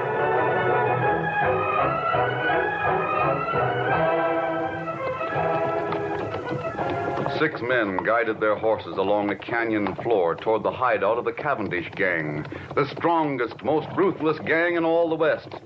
The 6 were undismayed by the heavy odds against them. They were Texas Rangers. Rein up, boys. Whoa, easy. Steady, fella. We'll wait here until the scout returns. You think it was a good idea to send Collins on ahead? It was Captain Reed's younger brother who asked the question.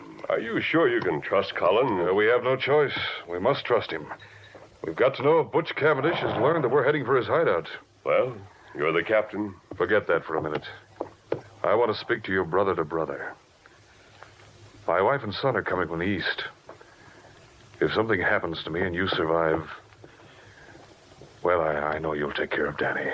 You know I will. If I don't survive, I'm going to count on you to resign from the Rangers and work that silver mine we've staked out.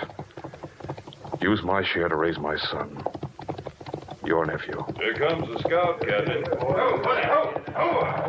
What's the word, Collins? Good news, Captain Reed. It's all clear. I scouted the rim on both sides of the canyon and found no sign of the Cavendish outfit. All right, boys. Let's go get Cavendish. Get up there. Get up. Come on now.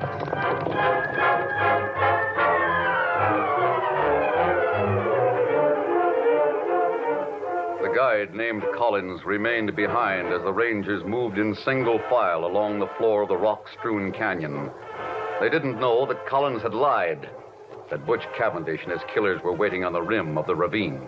Now listen, we'll hold our fire until they're right below. The men on the other side of the canyon will start shooting when we do. We'll have those Rangers trapped between us. Good idea, right, boss. You'll have to shoot straight. Be sure to get all 6 of those men. We can't get down to the floor of that canyon without going all the way back to the hideout. And it'll be dark in half an hour, so don't take chances. When a man goes down, keep on pouring lead into him till you're sure he's dead. Now get ready. Come on, boys. All right, men, open fire.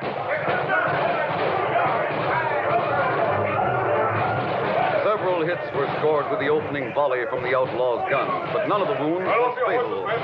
6 men swung from their saddles and spread out as they returned the fire from both sides of the canyon. They hugged the ground, taking advantage of the meager protection afforded by small rocks. Then one of the guns was silenced, but 5 returned the deadly fire from up above. Double-crossed. If any of us get out of this, we have a score to settle with that scout Collins. The captain and his brother fought side by side, while bullets from both sides of the canyon crashed into rocks close by. Jackson's just been hit. You're hit. It's all right. I can still fight, but you're wounded. Dan, I'll get that one. The dirty killer. Dan, how badly are you hit? Dan, how many left? 3 of us. I'm going. Then there'll be 2. You remember? Promise. My boy. Little Dan. As long as I live, I'll not forget that promise. The outlaws on the rim grew bolder when they saw that there was but one gun firing from the canyon floor. Then that gun, too, went silent.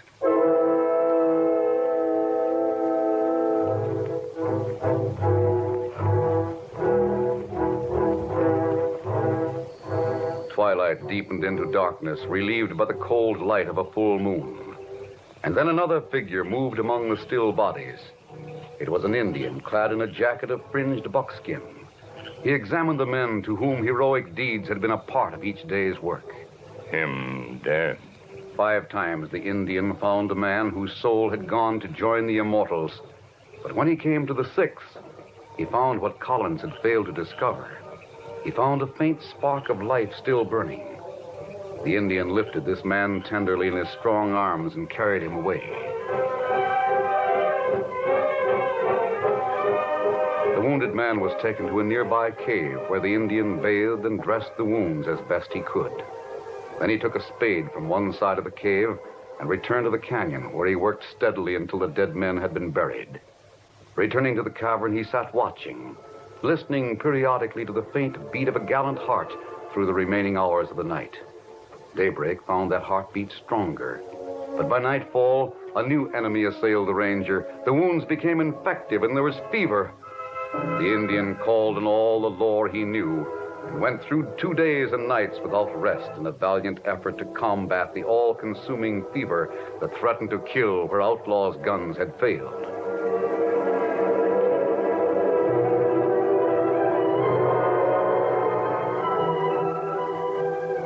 It was daybreak when the ranger opened his eyes, and for the first time, the Indian saw them clear and calm. You awake?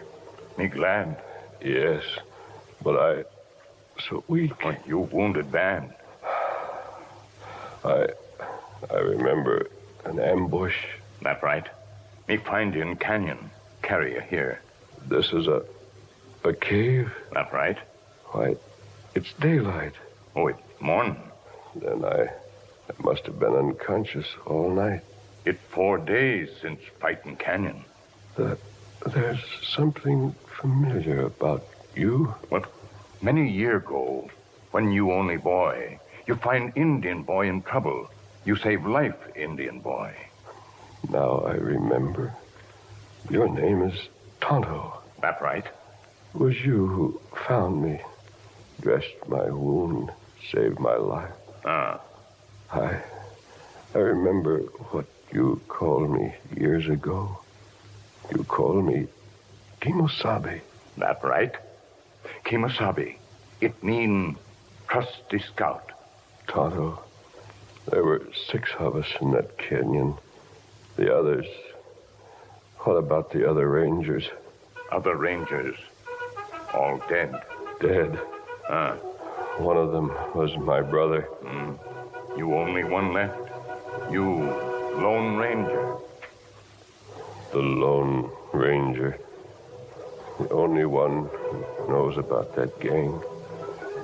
I'm going to get every one of those crooks. I'm going to carry on that war. For every one of the men who died, 100 crooks are going to feel the weight of justice. God willing, I'll make every criminal in the new frontier regret the day you found a dying ranger and nursed him back to life.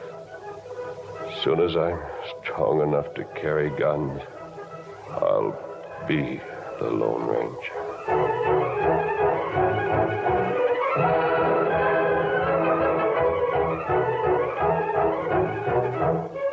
Tonto was amazed at the sudden strength that seemed to surge through the wounded man. He seemed to be transformed by some strange alchemy into the composite of all 6 rangers. In his eyes, there was a light that must have burned in the eyes of knights in armor. A light that through the ages lifted the souls of strong men who fought for justice, for Christianity. Tonto, those killers know me by sight. They know one of the rangers escaped. They'll look for him. Them not no one escape, Kimosabe. Tonto bury 5 men. Make 6 mounds. Crooks think you die with others. Then my identity shall be forever buried with my brother and my friends. From now on, my face must be concealed by a mask or disguise. Oh. You stay quiet 5, 6 days. Get strength back. Tonto, while we go after the Cavendish gang, we've got to watch for a little boy and his mother who are coming from the east. We've got to go to a silver mine. Silver mine? Yes, a secret one. I know an old man I can trust. He used to be a ranger. He'll stay at the mine and work it just enough to supply the cash we'll need, so much to be done. So much. Maybe better you rest now, Kimosabe. Rest a little while, then talk. Yes, I'll rest a little while. Then we'll make plans.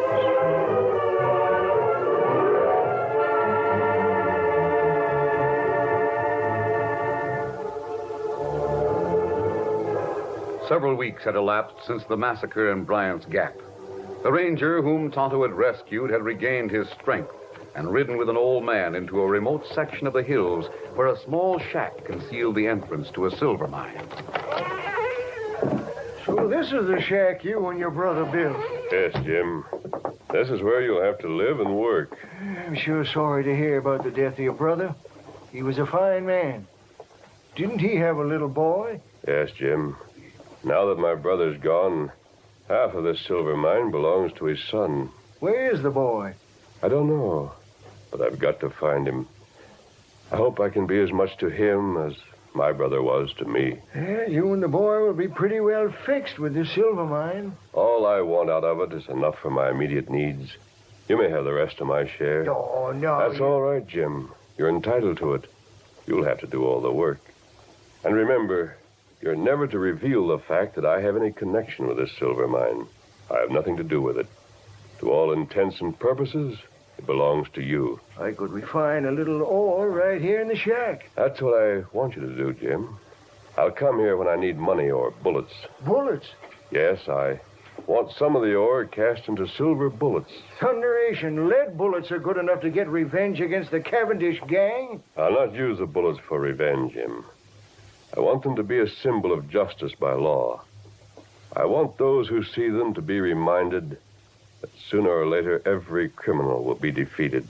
The best justice? Yes, I made my plans carefully, Jim. I'm sure I'm right. Well, when you're starting out? As soon as Tonto arrives with strong horses.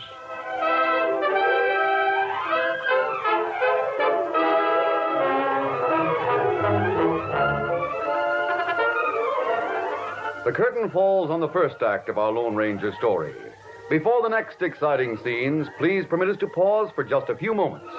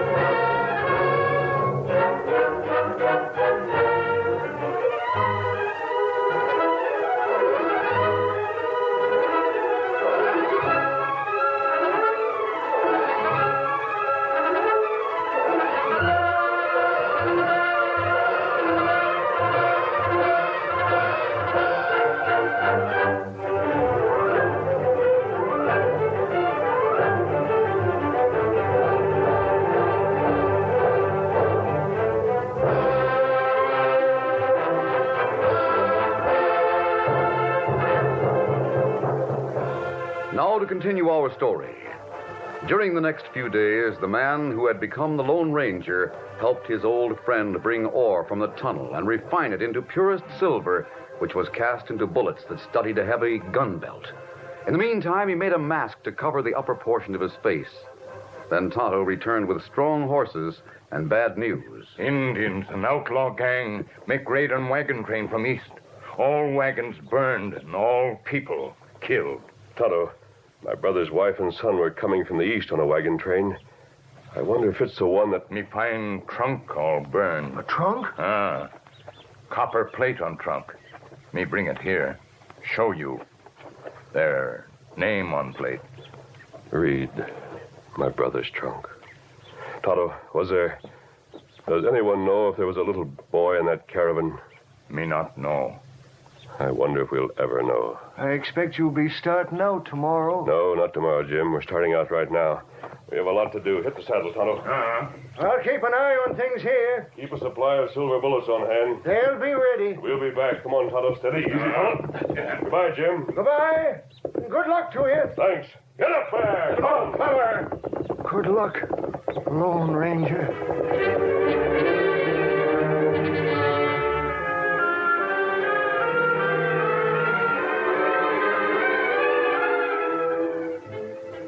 The Lone Ranger quickly captured several members of the Cavendish gang. Others knew that they were hunted men. They scattered and fled in all directions, but the masked man maintained a relentless pursuit of one after another. The trails led through several states. Collins, the faithless scout, was run to earth in Laramie. His pal was caught in Julesburg, and another of the killers was turned over to the law in Cheyenne. Months had gone by since the masked man started on his mission. Butch Cavendish himself was the only member of the gang who remained at large. He knew that he was hunted. He knew that his masked nemesis could be stopped only by death. On one occasion, the Lone Ranger had come close, but Cavendish owned the faster horse. He got away, but his escape was only temporary. With Tonto at his side, the masked man pressed on until the trail was new and sharp. We're close to Cavendish now, Kimasabi. Yes, Tonto. He can't be far ahead. Him outrun us last time. Maybe better we shoot on sight. No, I want to take him alive. Look out! Steady there, steady, boy. Over there. Killer in ambush. Him right way. He shot my horse, Tonto. Get after him. Get him up, feller.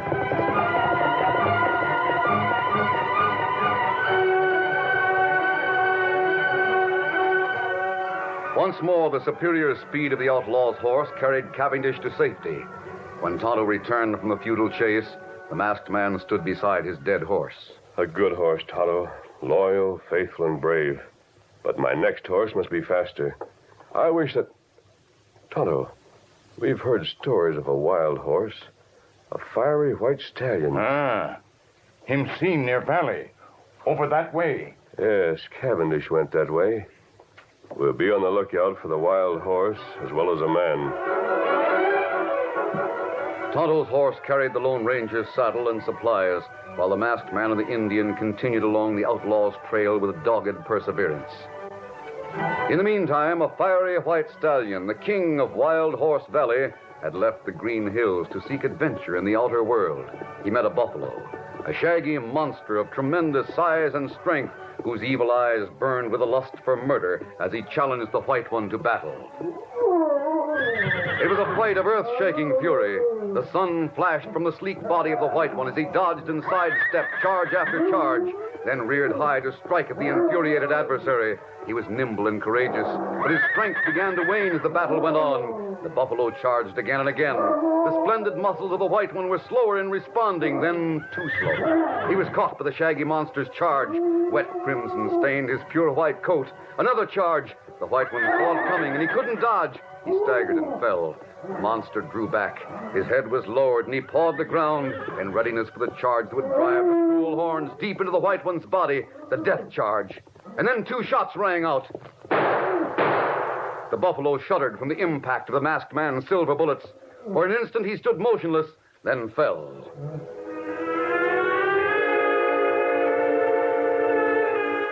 Cruelly battered and bruised, the white stallion lay quietly, but his soft eyes watched every move as the Lone Ranger bathed his wounds and wiped the dust from his delicate nostrils with a damp cloth.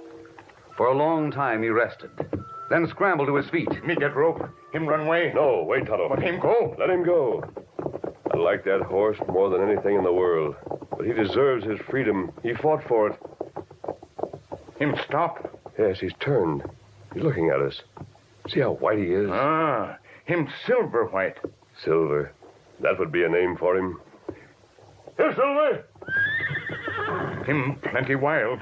Tonto, he's coming toward us. Silver, you beauty. Tonto, hand me a halter. If you could only know how badly we need him. Steady there.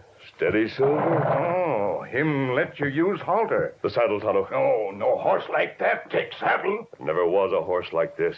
As the mighty stallion felt the pressure of the saddle on his powerful back, he trembled as if from a chill. Every instinct told him he must flee at once to preserve his freedom. Yet he stood his ground, submitting to the things done by the man who had saved his life. It wasn't gratitude that kept him there. It was something stronger, some mysterious bond of friendship and understanding. He heard the man's low voice and liked it. Silver, we're going to be partners. Yes, I'm going to mount, Silver. Don't be afraid. Steady now, fella. Easy. Steady, Silver. It's all right, big fella. Tonto, he's willing. Now I'm going after Cavendish. Come on, Silver! The powerful white stallion had no bit to guide him. It was nothing but a halter, but he seemed to know just what his new friend desired. He was eager to please, eager to show his strength and speed. His flowing mane and tail streamed out like banners in the wind. No hoofs had ever beat the plains like those thundering hoofs of the great horse Silver. Presently, Cavendish came into view. There he is. Come on, there! The mighty stallion responded with a new burst of speed that quickly cut down the lead of the man ahead. Cavendish fired wild shots over his shoulder. Again and again he fired until his gun was empty. His horse was no match for the charging white one. Fear and panic filled the outlaw's face.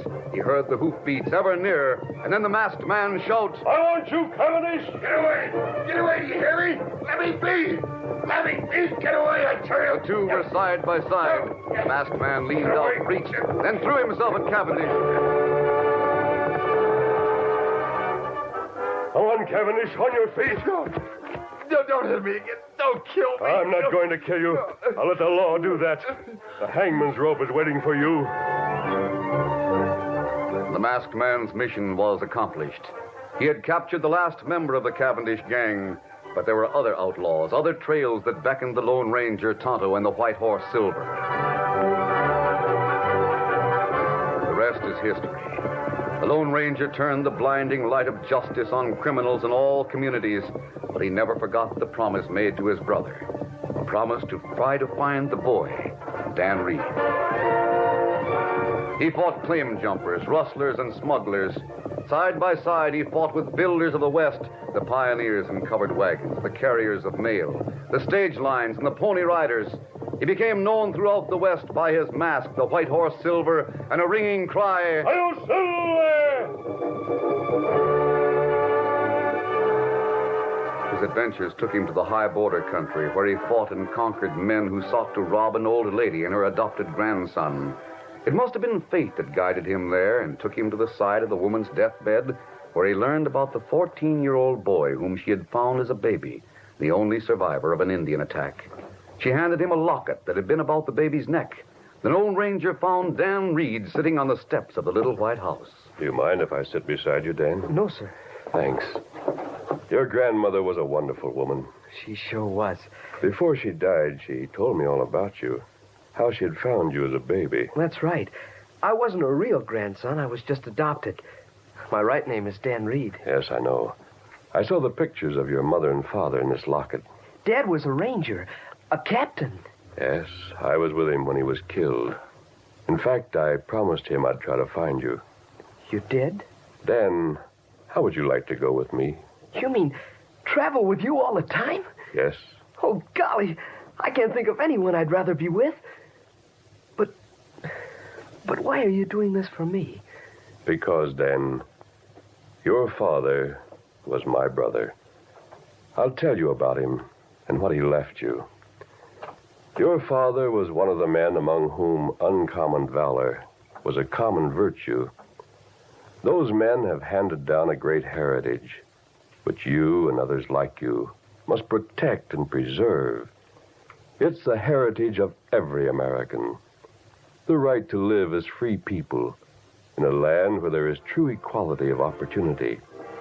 But it is your duty to be eternally vigilant, prepared at all times to fight those who dare to challenge our way of life. And you must build. It is your duty to make of this a greater nation, to build homes and farms and villages, mills, factories, and great cities. Property is the fruit of labor. That some should be rich shows that others may become rich, and hence is just encouragement to industry and enterprise. Abraham Lincoln said, "Let not him who is houseless pull down the house of another, but let him labor diligently and build one for himself, thus by example assuring that his own shall be safe from violence when built."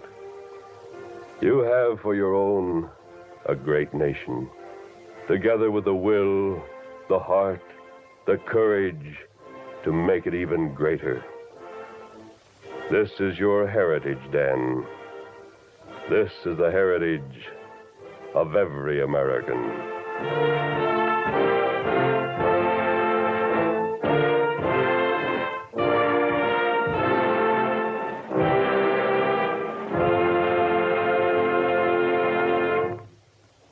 And that is the message of the Lone Ranger.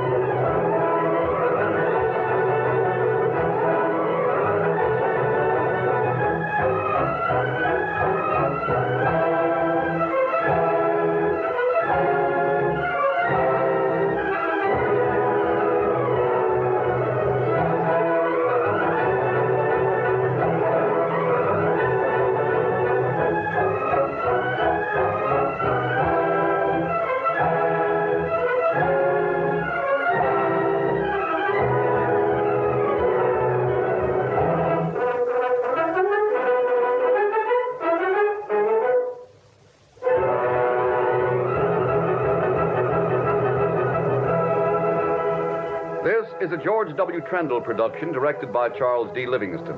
This story was written by Fran Stryker, and the part of the Lone Ranger is played by Brace Beamer.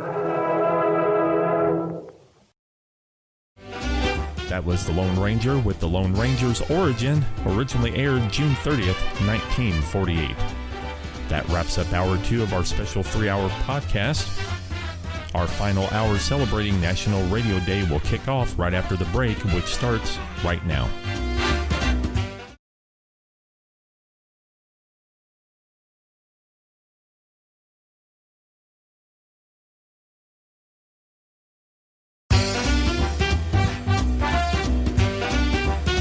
Welcome back to Hour 3 of Classic Radio Rewind as we continue celebrating National Radio Day.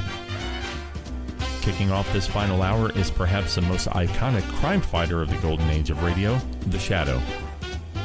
Over the past 3 months, 18 ships have mysteriously sunk in the Atlantic, sparking global panic. Lamont Cranston investigates and uncovers the sinister truth. A modern-day pirate, wealthy game hunter Barry Vinton, is using a submarine to hunt humans. After Vinton's accomplice, Joseph Hart, confesses and takes his own life, Lamont, as the Shadow, sabotages the submarine, leading to Vinton's arrest by the Coast Guard. Ending his reign of terror from April 3rd, 1938, this is The Shadow with one of the most popular episodes, Death from the Deep.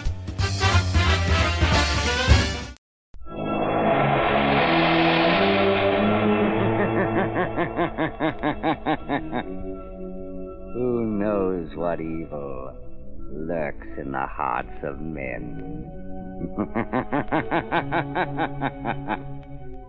The Shadow knows.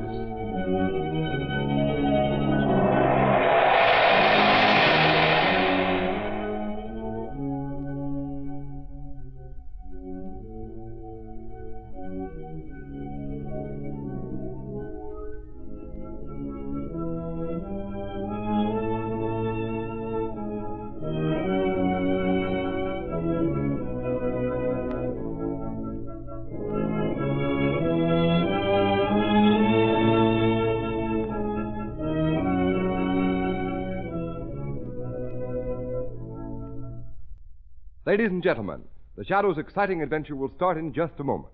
But first, I have an announcement that should be sent screaming across every front page in America, because it's all about the safest thing on wheels, the new Goodrich Safety Silvertown tire with the Lifesaver tread. Imagine, not only does this sensational Silvertown give you the greatest skid protection you have ever known, and golden ply blowout protection that has already saved thousands of motorists' lives, it gives you both of these life-saving features at no extra cost. The new Goodrich Lifesaver tread has a truly amazing action on wet, slippery roads. It does to the rain-drenched roads what your windshield wiper does to the windshield. Its spiral bars that never end act like a whole battery of windshield wipers. They sweep the water right and left, force it out through deep drainage grooves, make a dry track for the rubber to grip. Don't let a skid endanger your life. Don't let a blowout throw your car out of control. Start riding on the new Goodrich, spelled Goodrich, Goodrich Safety Silver Towns. The sooner, the safer.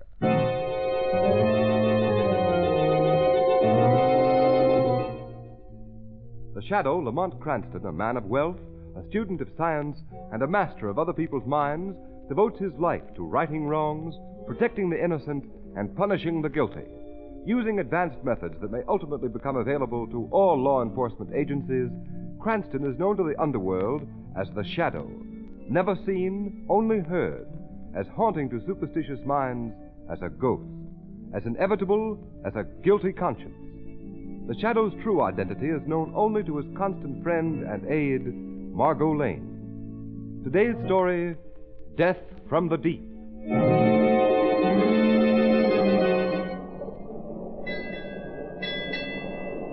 Look at the water, Captain. Calm as a mill pond. I tell you, I don't like it. Now, Mr. McLennan, that's not good talk for a first mate.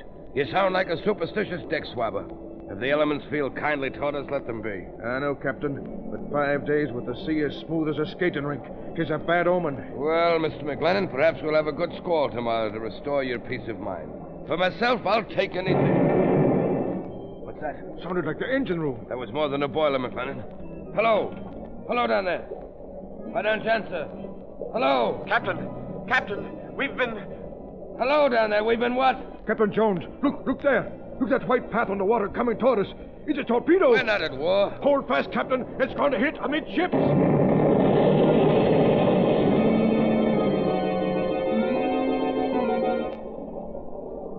Are all hands accounted for? Yes, Captain. Are all lifeboats clear? All but this one, sir. And lower away. Hold lively, men. We're just getting away in time, sir. Hey, what's that nosing out of the water dead ahead, sir? It's a submarine. A submarine? So that's what did it. The blackguards? A man's coming out of the submarine's hatch, sir. He's got a machine gun. He's pointing at us. Stop! Stop, for the love of heaven!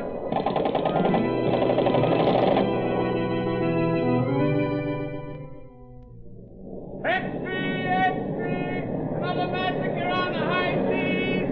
Keep this course down, sir! Hold on, poor guys!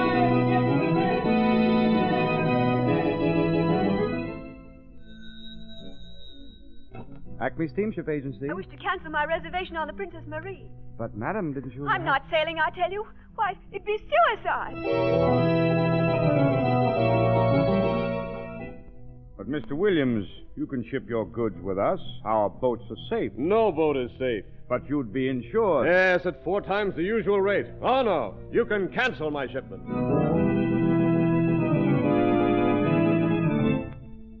Gentlemen of the Maritime Commission, we are confronted with a vital problem. In the past 3 months, there have been exactly 18 ships mysteriously sunk on the high seas.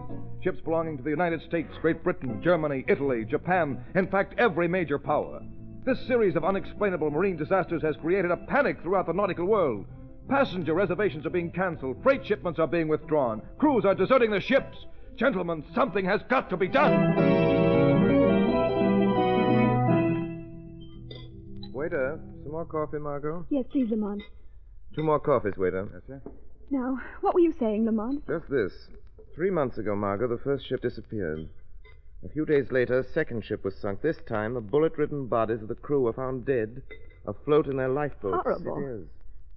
And each succeeding disaster has been increasingly horrible. And now all shipping is at a standstill. These atrocities could not have been brought about by international jealousies because each of the ships sunk has been owned by a company in a different country. Well, who can be responsible? I'm not sure.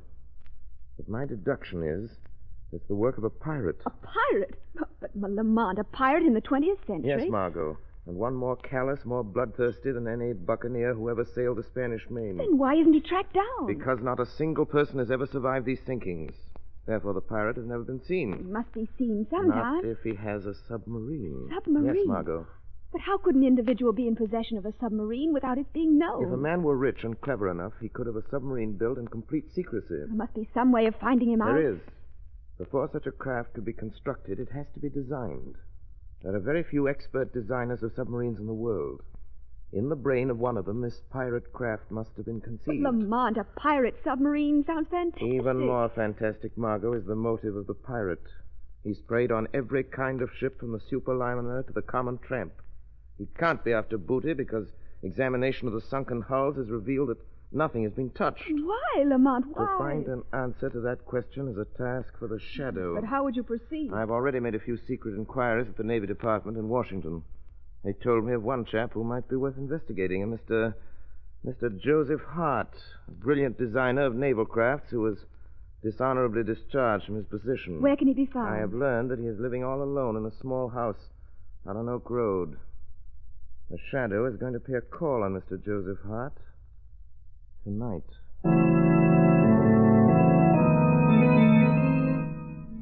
Will you pass me that bottle, please, Benton? Certainly. There you are. Joseph, I'm sorry to see you indulging in liquor. It frequently loosens the tongue. Sometimes makes a man say things that he later regrets. What do you mean? Just this. We share a secret, Joseph. A secret which would be most unwise for either of us to divulge. I haven't said anything. I haven't talked. Not yet. My fear is what you might say. Your nerve is deserting you, Joseph. You must pull yourself together. How can I pull myself together when night after night I'm tortured by the vision of a procession of helpless ships sinking down to the murky depths, haunted by the faces of floating corpses, tormented by... Shut up! I was a fool. I designed and built that submarine. A service for which you were well paid. Yes, with money soaked in blood. I'm responsible for the havoc and the terror that your insane... Don't say that, you idiot. I'm no madman, do you hear? Why did you come here tonight, Vinton? Because, Joseph, I've been wondering of late why I permit you to live. You're becoming increasingly dangerous to my interests. No. Unless you can prove to me that our secret is safe and that you will aid me in the future. No, I'll never do that. No? In that case, I feel that you ought to be my guest on the next cruise of the submarine. I'd never come back. Is that what you mean? Quite true. But before you leave us in mid-ocean, you'll have an opportunity to see the splendid efficiency with which your creation, the submarine, operates. No. I'd rather you kill me right now and have it over with. And deprive you of witnessing the thrilling spectacle of my accurate marksmanship, to see them leap from the boats in terror like rats? No, Joseph, you can't miss seeing that. No. I'd do anything rather than be forced to see that. I thought you would. Maintain that attitude, Joseph, or it may be necessary for me to request that you pack your yachting clothes. A contingency which we should both deeply regret. Good night, Joseph. What am I going to do?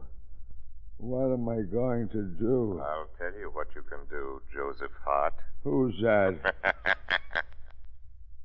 There's a way to save you from the evil domination of Barry Vinton. Who are you? I am the voice of one who has come to help you. I am the instrument of your righteous vengeance. I am the Shadow. The Shadow? With my assistance, you can compensate for some of the wrong that you have done. But how? Tell me the secret that you share with Vinton. Oh, no. I can't. I'm afraid. More to fear if you remain silent. The Shadow already knows enough to hang you, Joseph Hart. You haven't got anything on me. I heard every word that passed between you and Vinton in this room. Oh. Tell me what I want to know and save yourself. Or perhaps, as Vinton so aptly put it, you'd prefer to pack your yachting clothes. Nothing can save me. What I've done is done.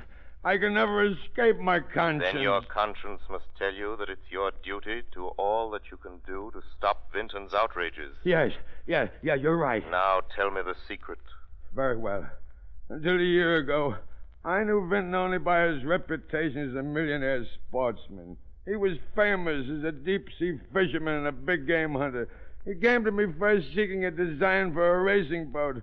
I built it for him, and we became friends. And because of that friendship, you consented to build a submarine. Yes, but not for the purpose that he later used it. He told me that he wanted for a new thrill. Oh, believe me. Go on. Well, the submarine was built in Vinton's private shipyard, out at Carey's Point. Knowledge of its construction was carefully guarded from the world.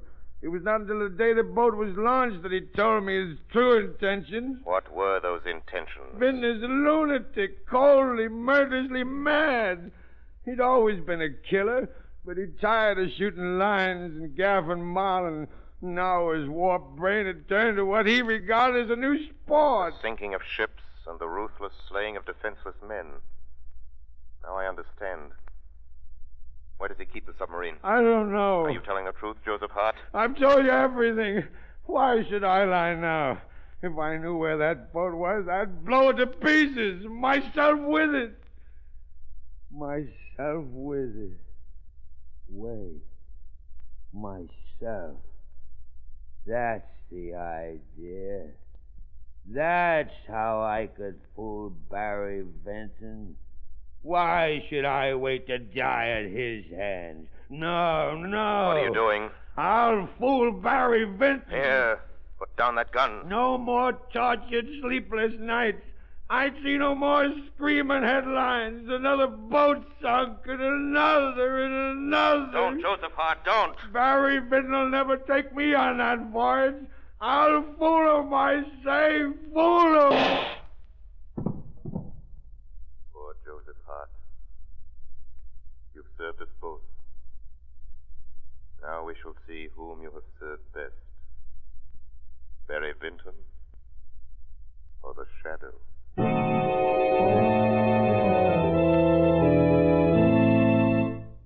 Ladies and gentlemen, in a moment the Shadow will be back on the air with surprises, suspense, and a thrilling, unexpected climax. But meanwhile, here's something mighty important to bear in mind when you drive a car. Just remember that rainy days make the grass grow greener. They may bring out the best in flowers, but they bring out the worst in roads. Yes, beware. A road that's plenty safe when dry may become a dangerous skid trap when wet, sending your car skidding, spinning, swerving off the road. Motorists, why take this chance when you can now get a sensational new kind of tire that will stop you quicker, safer than you've ever stopped before? The new Goodrich Safety Silvertown with the Lifesaver Tread.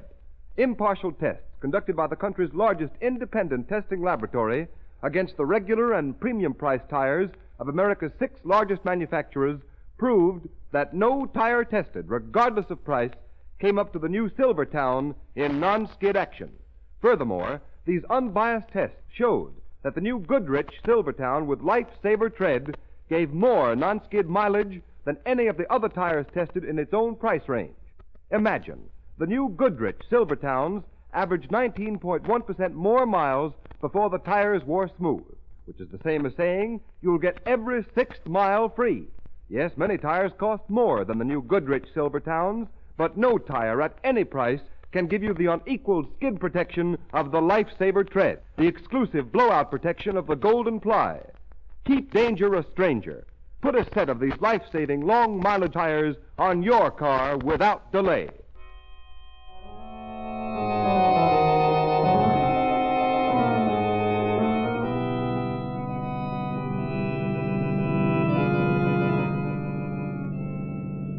And so, Margot, Hart finished telling me the story, and before I could stop him, he shot himself in the head. Poor man. Perhaps it was better that way. But Lamont, now how will you find the submarine? Joseph Hart told me that it was built at Vinton's shipyard out at Carey's Point. That's the logical place to start my search. Is that where you're going now? Yes.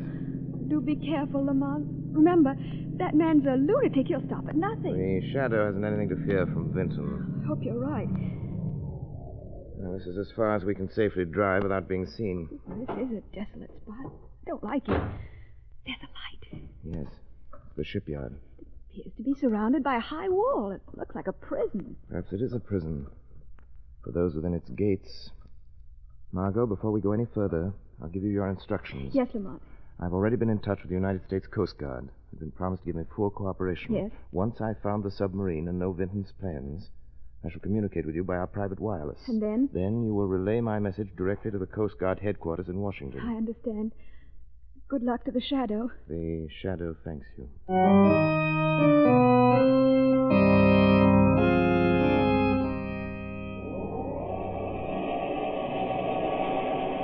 right, let it down easy now. Okay, Phil. Well, that's the last of the torpedoes, Charlie. Hey, the sub must be going on a long cruise this time. Taking plenty of supplies and ammunition. Yeah. Hey, what's that? It was the wind blowing the door shut. What's the matter with you? Listen, Charlie, when are we going to get out of this joint? You know, we've been cooped up inside this shipyard for 3 months. It's giving me the creeps. Oh, now take it easy. I'd rather be back in prison. There wasn't nothing scary about prison, and you knew when your time was up, you got out. Well, maybe we ain't never going to get out of here. Huh? What do you mean? I mean, this Vinton guy's a bug. He ain't even let us read no newspaper since we come here.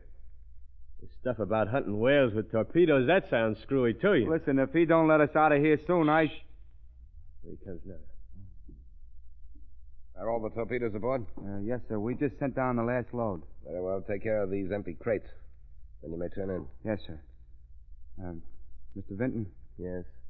Well, we was wondering if... We? Yeah, me and Charlie here was just talking about the... how we've been in the shipyard here a long time now, and... What Phil is trying to say, Mr. Vinton, is...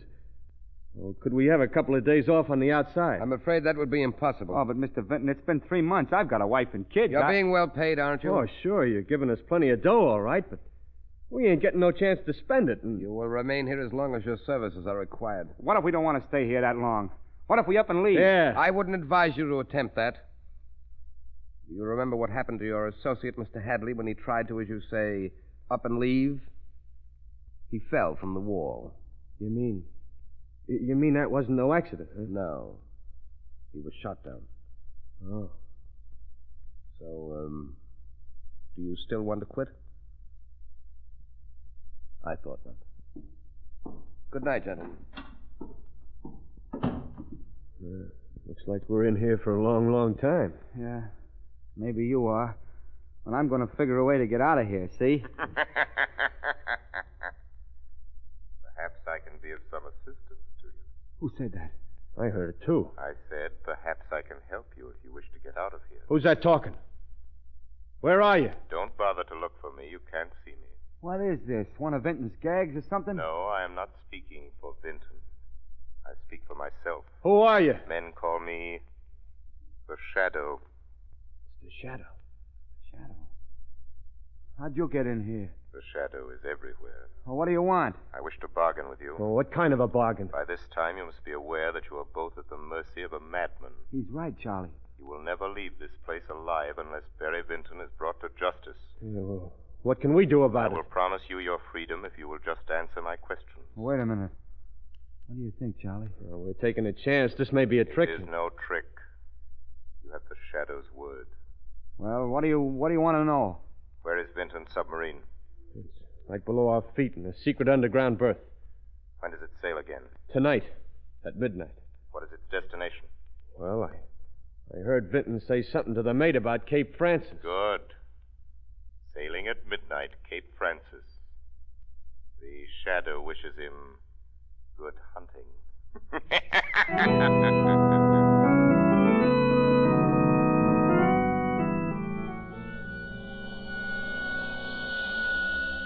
Calling Margot Lane. Calling Margot Lane. Proceed as instructed. Communicate the following information to Coast Guard headquarters.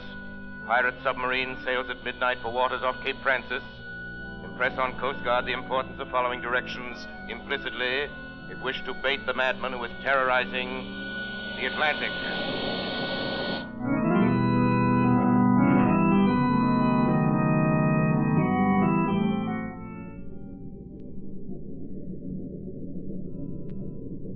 What is our position, Mr. Brush? We are 100 miles due east of Cape Francis, sir. Are we in the regular shipping lane? Yes, Mr. Vinton. Have we enough visibility for clear observation? The sun has just risen, sir. Good. I'll take over the periscope now. Very well, sir. A fine day for hunting, Mr. Brush. Hello, what's this? Have you sighted something, sir? Take a look. See what you make of it. There is smoke. It looks like a steamer. Splendid. Signal the engine room. Full speed ahead. Yes, sir. Yeah, it is a steamer. I can see her funnels. Full speed ahead. Ah, this is the life.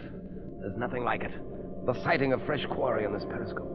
The excitement of the chase, the spine-tingling thrill when the torpedo finds its mark. And then the climax, on Dick shooting them down with a machine gun like scurrying rats. Mr. Browse, stand by the torpedo tubes. We're coming up fast. Yes, sir. Stand by the torpedo tubes. Aye, sir. We'll cut across our bow and swing to starboard. That should give us a perfect shot. Very good, sir. Be prepared to rise to the surface quickly. If we make a direct hit with the first torpedo. Very good, sir. Stand by the valves and elevators. Aye, sir. We're almost within range. Cut to half speed. Half speed ahead. Torpedo tubes number 1 and 2 are loaded, sir. Torpedo tubes number 1 and 2 are loaded, sir. Look, Browse. It's a fine, big liner. Let me see, sir. Why, that is the Orpheus. The Orpheus? I remember now reading of her sailing. She has a full passenger list. Several ambassadors are aboard. Full passenger list, eh? That sounds most promising. Number 1 tube, ready to fire. Number 1 tube, ready to fire. Now, I'll bring her a little more to the starboard. A little more. Oh, there. Number 1, fire. Number 1, fire. Yes, it's heading straight for a side. No deflection. Should be a perfect hit. Closer. Closer. It's going to hit. Now! Why, failed to explode. With a dud. Number 2 tube, ready to fire. Number 2 tube, ready to fire. Number 2, fire. Number 2, fire. We won't fail this time. Yes, you will, Mr. Vinton. You've just fired another dud. Who dared say that? I did. Who are you? Come out here where I can see you. You will never see me. I am the Shadow. Shadow, eh? I've heard of you. The torpedo hit, but it failed to explode again, sir. Reload the torpedo tubes. Aye. That would be a waste of time, Vinton. I've seen to it that all of the torpedoes are duds. You'll regret this, Mr. Shadow. This is the one time that you've matched wits with a mind cleverer than your own. Blow out the ballast tanks for a quick rise to the surface. Yes, sir. I'll show you. I'll sink that boat with my deck guns. Vinton, you're a madman. Madman, am I? Very well, I'll show you the full extent of my madness. Deck's awash, sir. Open the conning tower hatch. Deck crew, stand by to man the guns.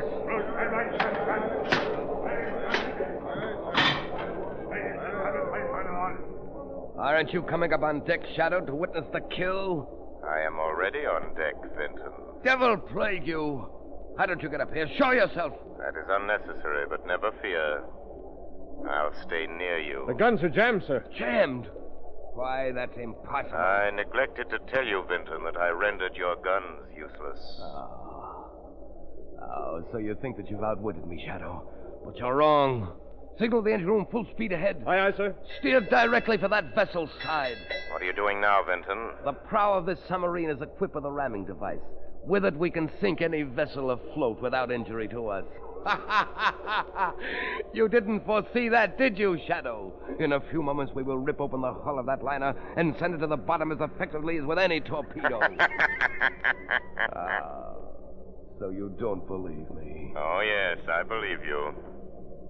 But that liner is completely deserted. It was set adrift there by the Coast Guard. There's a veritable floating mine with enough explosives aboard to blow you to kingdom come. You're lying. You'll know soon enough. You haven't far to go. Reverse engines! Reverse engines! Will we stop in time? We're getting closer. No, we're stopping. We're stopping. We're not going to hit. You see, Shadow, I've outwitted you after all. No, Vinton. You've maneuvered your submarine alongside this ship just as I planned. All right, up there. Here's your men. Put up your hands! Put up your hands, all of you! The Coast Guard. It's a trap. It's a trap. Yes, a trap, Barry Vinton. And this ends your reign of piracy and ruthless murder. Very smart, aren't you, Shadow? But not as smart as you think you are. Stop him! He's going inside the submarine! He's closing the hatch! Yes, they all think they're so clever. But no one can outsmart Barry Vinton. I'll go to the engine room. I'll maneuver the dive. They'll never get me. I'm master below here. Now check the valves. That's right. I'd love to hear what the Shadow is saying up there now. He's probably saying it's no use trying to maneuver that dive, Barry Vinton. How did you get here, Shadow?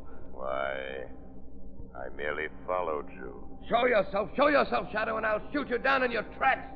Here I am over here in this corner. Come ahead and shoot, Mr. Vinton. Well, Shadow? Well? You just missed me. Why, you... Come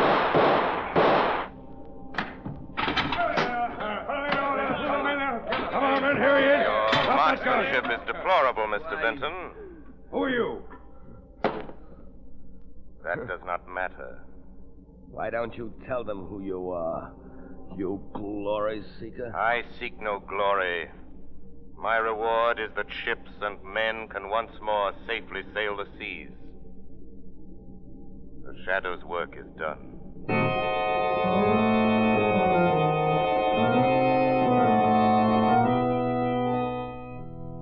You have been listening to a dramatized version of one of the many copyrighted stories which appear in the Shadow magazine.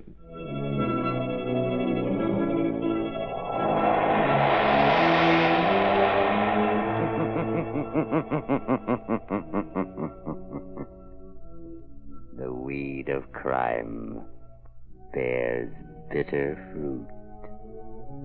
Crime does not pay. The Shadow knows.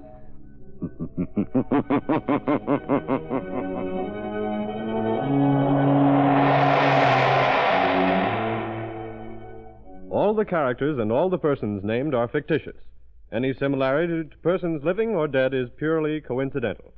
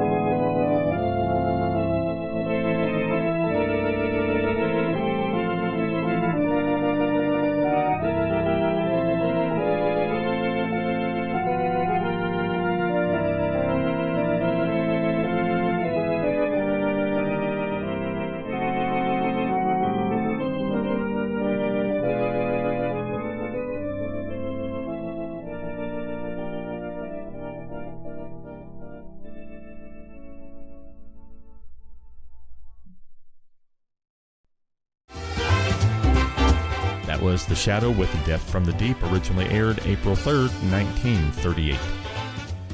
And to wrap up this special edition of Classic Radio Rewind, we present an all-time favorite from the Abbott and Costello Show. Arguably the most infamous comedy radio skit of all time, Abbott and Costello's Who's On First, this legendary routine has appeared in their radio shows, television programs, and even their movie, The Naughty 90s. The version you're about to hear is tied to the 1947 baseball season and the injury of Joe DiMaggio. As an aside here, in 1956, a gold record of Who's On First was enshrined in the National Baseball Hall of Fame and Museum in Cooperstown, New York, where it continues to play on screens throughout the hall. So from April 17th, 1947, here's the Abbott and Costello Show with Who's On First.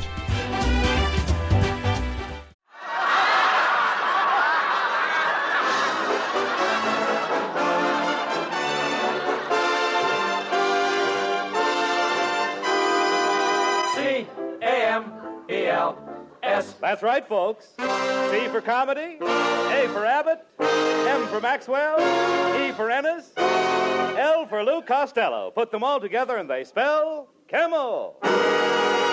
Experience is the best teacher. Try a Camel. Let your own experience tell you why more people are smoking Camels than ever before. And draw up a chair for tonight's Camel Show, starring Bud Abbott and Lou Costello.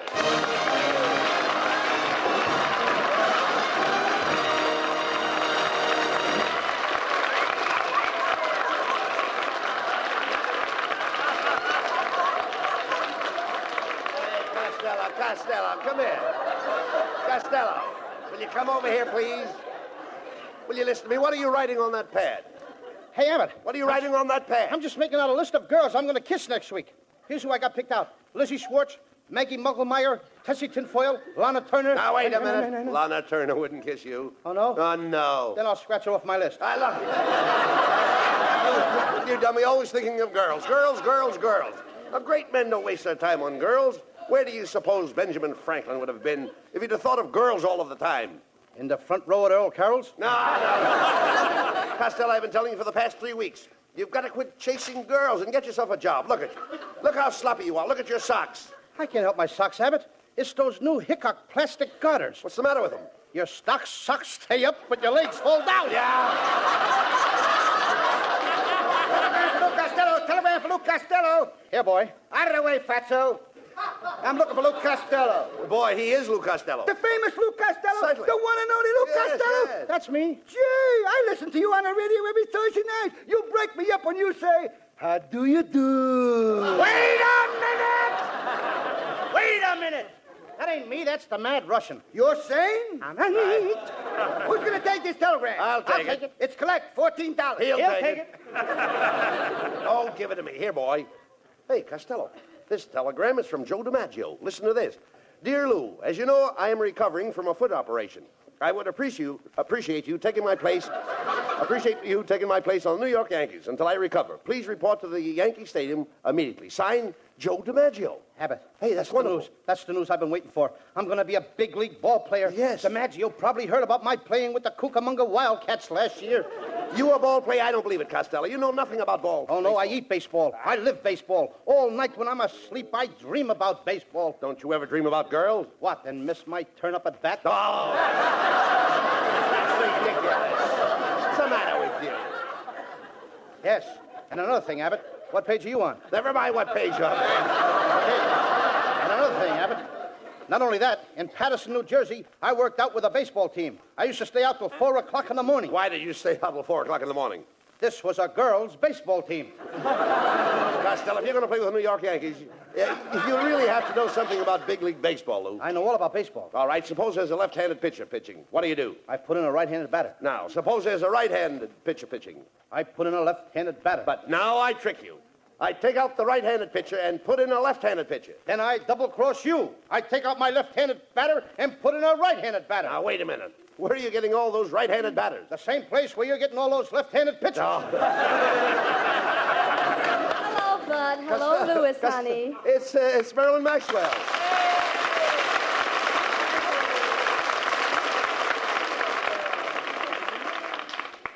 Hello, Marilyn. I've got great news. I'm going to play ball with the New York Yankees. I'm taking you along as a pitcher. Oh, now, Costello, Marilyn Maxwell can't pitch. Oh, no? You should see all the guys she struck out that were trying to get to first base. This kid has got some nice curves. All right. Oh, Louis, you're so sweet. But I do hope you be careful. You know big league baseball is a very dangerous game. Oh, what's dangerous about baseball, Marilyn? Well, I read in the paper this morning that in the opening game in Boston, 5 players died on base. Marilyn, you don't seem to know much about baseball.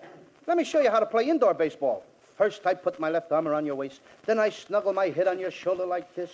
Then I press my cheek against your cheek. Oh, wait a minute, Costello. That's not the way to play indoor baseball. How do you like that? Every season, new rules. Well, goodbye and good luck, Louis. I just know you'll become famous with those New York Yankees. Marilyn's right, Thank you, Costello. dear. This is your chance to become famous. Now, you've got a good job as a baseball player, and you might find your proper niche in life. Yes, I might. I mean, after all, if I find my... What will I find? A niche. You'll find your niche. Abbott, when I find an itch, I scratch it. No. What in the world are you talking about? An itch. I once had the 7-year itch. What happened? I scratched real fast and got rid of it in 3.5 years. No, I'm not talking about that kind of an itch. I mean an itch in life. A niche in life is what everyone is looking for. Anyone who is successful has found a niche. Well, if that's the case, I know an Airedale that is doing very well. Listen to me, Costello. When I say a niche, I don't mean a niche like you have when you have an itch. I mean a niche like you have when you have a notch. Oh, you don't mean an itch like an itch when you have an itch. You mean an itch like you have when you have a notch. Now you've got it. Now I've got it. I don't even know what I'm talking about. Costello, why do you mash everything up like that? You're the most mixed-up man I ever saw. Well, maybe it's because I fell on my mother's mix master this morning. She had it set for mashed potatoes. I'm all muddled. I know that, you idiot. All I'm trying to tell you is that a niche is a notch. Catch? Natch. Natch, all right. Now you know that a niche is a notch. You know that both of them are the same. Yes. Now, I could have a notch and you could have a niche. Yes, niche to me and notch to you. I'm only trying to impress you the importance of being a big league ball player and having a good income. Did you ever draw a nice, big, fat salary? No, I never drew a fat celery, but I once sketched a skinny tomato. No. Costello, when I say draw, I don't mean draw like you draw when you draw. I mean draw like you draw when you draw a salary. Abbott, let me smell your breath. Just as I thought. You've drawn one too many already. Will you listen to me, please? When I say you draw a salary, I mean you draw money. Now he's got me drawing money. Wait till the FBI finds out about this. I'll probably draw 20 years in a clink. And they don't feed you any celery in there either. Costello, when I say you draw money, I mean you draw like you draw money to spend it. Not like when you draw on an easel. That's what I always say. With money, it's easel come, easel go. No. Everybody draws money. I draw money. I've been drawing money for years. My brother draws money. He's been drawing money for years. You draw and your brother draws? Certainly. Just as I thought. You and your brother are an old pair of drawers.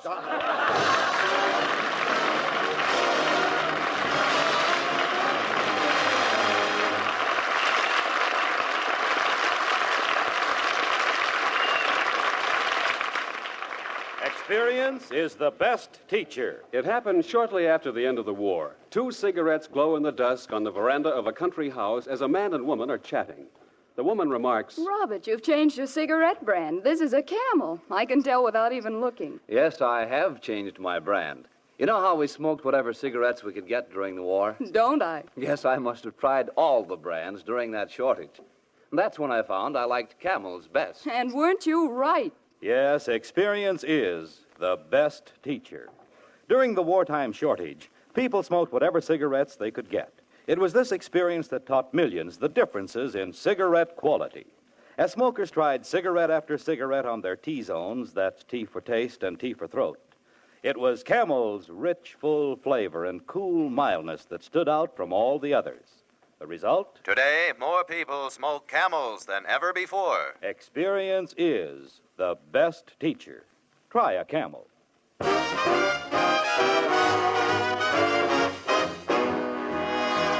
And while you light up a Camel, here's Skinny Ennis with Linda. When I go to sleep, I never count sheep. I count all the charms about Linda. Lately it seems, in all of my dreams, I walk with my arms about Linda. But what good does it do me? For Linda doesn't know I exist. Can't help feeling gloomy. Think of all the loving I've missed. We pass on the street, my heart skips a beat.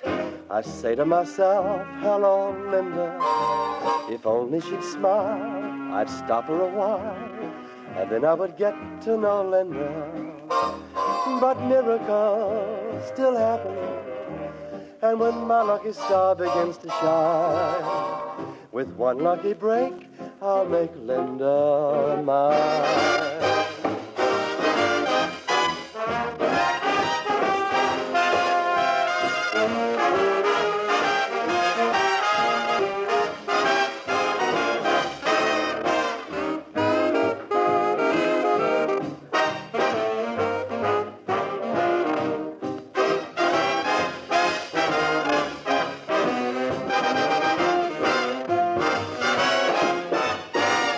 On the street, my heart skips a beat. I say to myself, hello, Linda. If only she'd smile, I'd stop her a while, and then I would get to know Linda.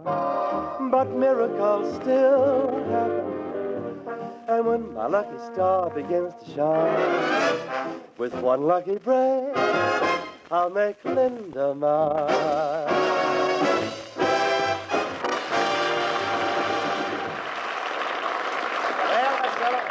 You want to be a big league ball player, you've got to get yourself in shape. Now, from 8 a.m. to 9 a.m., you lift weights. From 9 to 10, deep knee bends. 10 to 11, skip rope. 11 to 12, run 5 miles. 12 to 1, I'll never make it. Hey, look.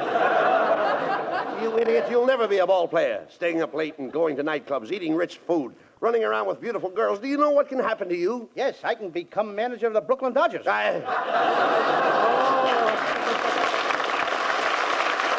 Costello, I don't even know why DiMaggio picked you. You don't even know how to swing a bat. I know all about swinging bats. When I was a kid, my father used to hit me with a baseball bat. My brother used to hit me with a baseball bat. My Uncle Artie Stebbins used to hit me with a baseball bat. And my mother used to hit me with a tennis racket. With a tennis racket? Yes, she didn't like baseball. Hiya, fellas. Well, it's Skinny Ennis. Hey, Costello.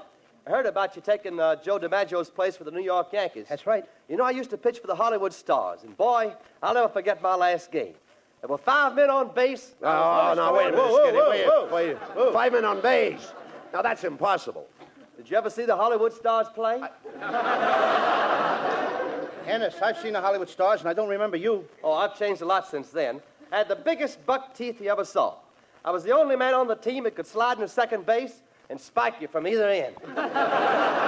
Well, so long, Fatso. So long, Skinny. So long. Hey, you know that Skinny would make an ugly skeleton? All right. Costello, don't waste time with him. Now, you've got to get ready for the opening game. Yes, I think we're going to play the Cleveland Indians. Cleveland Indians, eh? Uh-huh. Feller pitching? Certainly there's a feller pitching. Who do you think they'd use, a girl? Oh, I know they don't use a girl. I said feller pitching. What feller? Feller with the Cleveland Indians. Look, Abbott, there's 9 guys on the Cleveland team. Now, which feller are you talking about? Feller that pitches. There is only one feller with Cleveland. You mean 9 Yankees are going to play against one feller? That's right. You mean there's no fellers in the outfield? No. And there's no fellers in the infield? No, Cleveland only has one feller. Well, this feller must be pretty good if he don't need any other players but himself. Look, all the players will be out there helping him. You just said there was only one feller on the team. That's right. Then where did all them other fellers come from? Oh, you idiot. When I say there's only one feller on the team, I mean there is only one feller that pitches. Well, Abbott, when the manager of the team wants this pitcher, what does he call him? Feller. You mean he just hollers, "Hey, feller!" And this guy knows that they mean him? That's right. His name is Feller, Bob Feller. And when I say there is only one feller on the team that pitches, that's it. And the feller that pitches is Feller. There's only the other fellers on the team, but there's only one feller. Boy, are you mixed up. Oh, you mean the feller that pitches is feller, and there's other fellers on the team, but they're not fellers? Now you grasp it. Yes, I grasp it, but it keeps slipping out of my hand. Forget it. Let's go into this sporting goods store and get your baseball equipment. I want you to look right for the opening game. Now, go ahead and ask that lady there where they keep the baseball uniforms. Pardon me, miss. Well, if it isn't Mr. Abbott. Hello. And Mr. Costello. Hello. You fought, little mon, you. What are you doing in the sporting goods store, miss? Oh, I just stopped in to get a gift for my nephew. I'm buying him a Boz ball. Boz ball? Abbott, you know what a Boz ball is. That's what the poocher throws to the coocher. And the booter tries to boot a home run.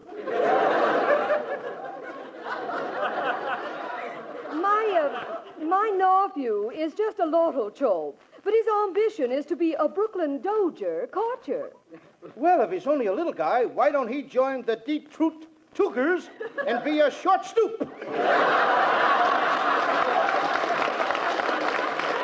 Well, I must be going. As we say in Chinese, "Get your gooey hop tooey on push got to you." And a dish of gooey chop suey and a push for you, too. Hey, look, Costello. Here comes the salesman now. Oh, good morning, boys. As Johnny Weissmuller said to Buster Crabbe, what dive did you come out of? Well, my friend and I are here to get some baseball equipment. I'd like to see a baseball uniform that would fit Costello. So would I. Look, as Adam said to Eve, quit ribbing me. However, I'll do the best I can. We'll start with the spiked shoes. What size do you wear? 8. Oh, let me see. I've only got one pair left, and they're size 5. Maybe you can squeeze into them, Costello. Go ahead and try. Okay. What do you know? Open-toed baseball shoes. Now for the uniform. My, you're certainly a pudgy little rascal, aren't you? Mm-hmm. Aren't you overweight? I'm about 120 pounds overweight, but I'm going back to my normal weight. Yes, what's normal? 60 pounds overweight. Costello, you should really go on a diet. Yeah, of course you know what a diet is, don't you? Oh, sure. That's where you can eat all you want of everything you don't like. Young man, if you really want to reduce, why don't you exercise with a couple of dumbbells? Okay, I'm ready whenever you and Abbott are. All right, now. Cut that out. Now, we've got to get your baseball equipment. Mister, do you have any bats? Oh, certainly. Here's a fine bat, autographed by Slaughter of the Cardinals. This bat was made for Slaughter. Ain't you got one that was made for baseball? When he says Slaughter, he means Slaughter, the baseball player. Slaughter, the baseball player? With that bat, you could slaughter anybody. No, Costello, I'm talking about Slaughter. Everybody knows Slaughter. He knows Slaughter. Well, maybe he knows Slaughter, but I don't know him. Look, you idiot. Everybody knows Slaughter, the baseball player. Slaughter is the man's last name. What's his first name? He knows. Now, there's a clever guy. He knows his first name. Oh, look. Let's forget about the bat. Look, mister, do you have a baseball cap that will fit Costello's head? What size pencil sharpener does he wear? Yeah. Oh, a baseball cap. Oh, yes, here's a dandy. This is the kind fella wears. What fella? The fella with the Cleveland Indians. There's 9 players with the Cleveland Indians. Which fella are you talking about? Oh, young man, when I say fella with the Cleveland Indians, I am only referring to one fella. The fella that pitches for the Cleveland Indians. When you say the fella with the Cleveland Indians, you're only referring to one fella. The fella that pitches for the Cleveland Indians. Yeah. As Orville said to Wilbur, you're right. How do you like that? Now they're doing our routines in sporting goods stores. Oh, forget about him, Costello. Hey, wait a minute. I've got an idea. Mrs. Wetwash's late husband used to be a big league ball player. Now, he was a home run king, in other words. Now, maybe she'll give you one of his bats for good luck. Let's go over to her house and ask her. Oh, okay. I'll go right over now, huh? You're right, Abbott. As John Adams said to Henry Wadsworth Longfellow. How do you like that? I forgot what John Adams said to Henry Wadsworth Longfellow.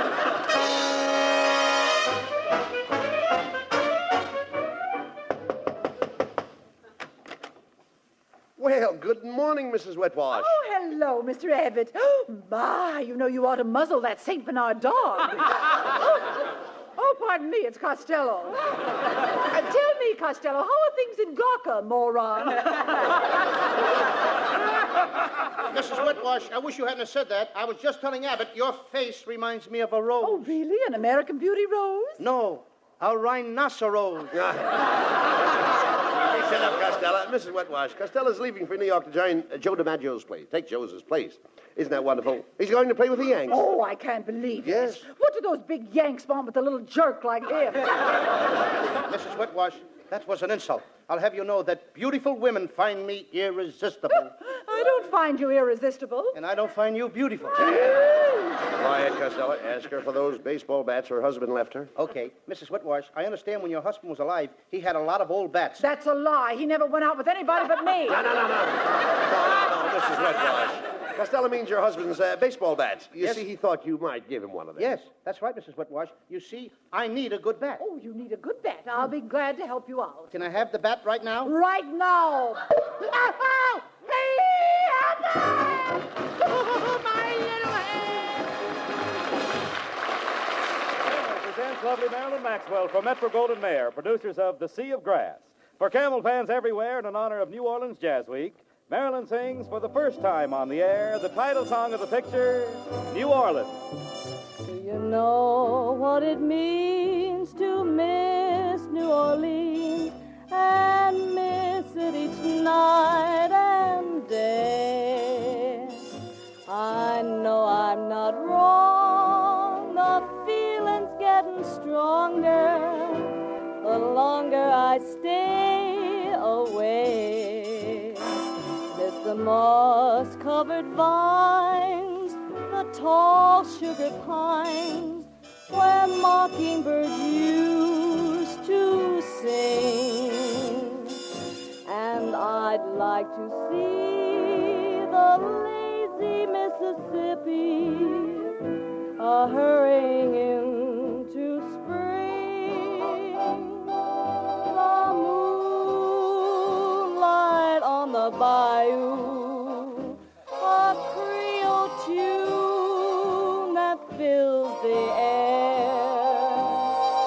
I dream about magnolias in June, and soon I'm wishing that I were there.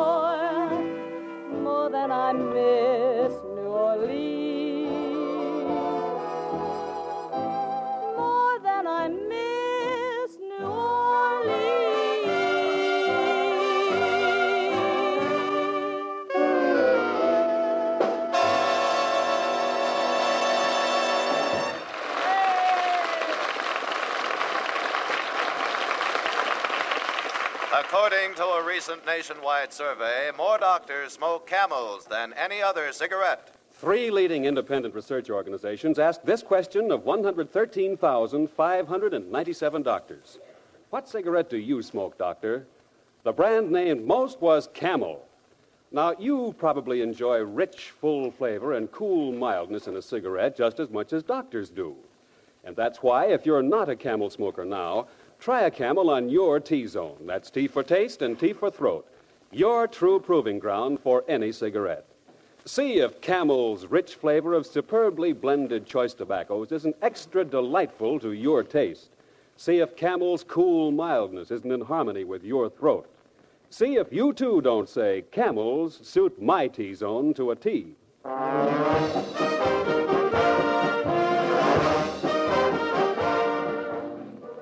Well, Costello, I'm going to New York with you.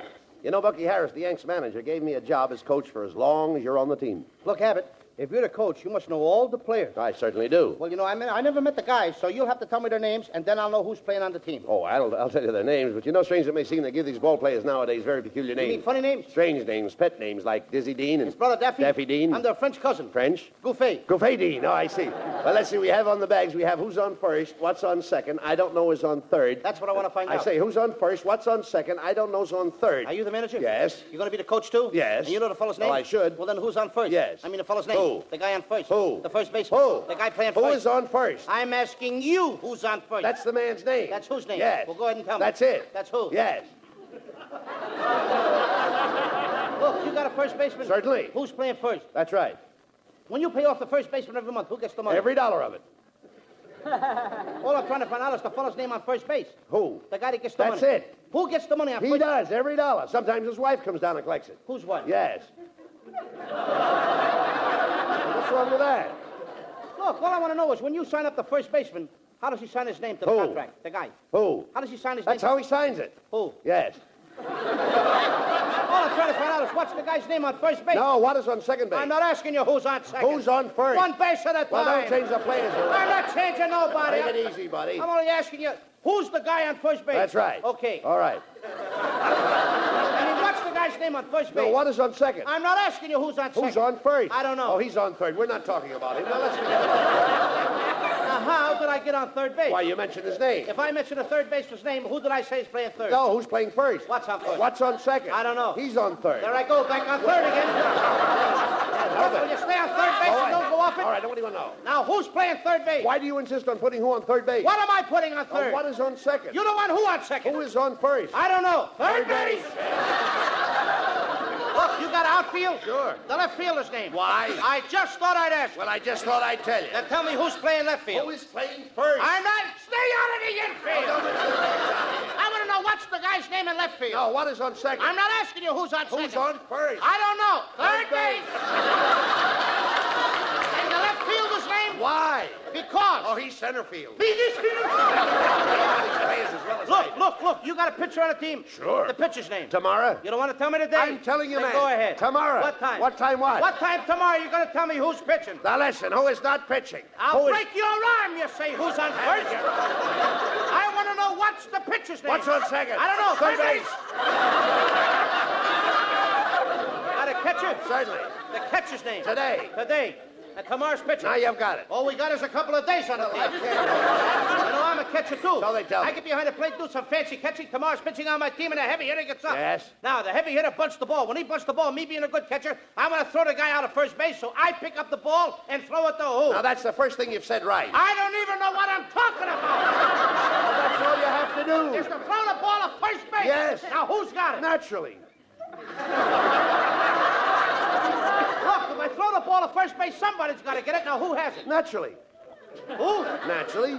Naturally? Naturally. So I pick up the ball and I throw it to Natural. No, you don't. You throw the ball in a hole. Naturally. That's different. That's what I said. You're not saying that. I throw the ball to Naturally. You throw it to who? Naturally. That's it. That's what I said. Listen, you asked me. I throw the ball to who? Naturally. Now you asked me. You throw the ball to who? Naturally. That's it. Same as you. Don't change them around. Same as you. Now get it over. I throw the ball to who? Whoever it is drops the ball and the guy runs a second. Yes. Who picks up the ball and throws it to what? What throws it to? I don't know. Throws it back to tomorrow. Triple play. Yes. Another guy gets up and it's a long fly ball to because. Why?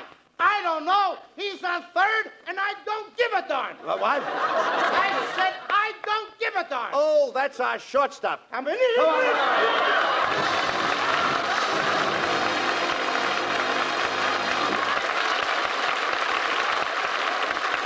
Abbott and Costello will be back in just a moment for Camel cigarettes.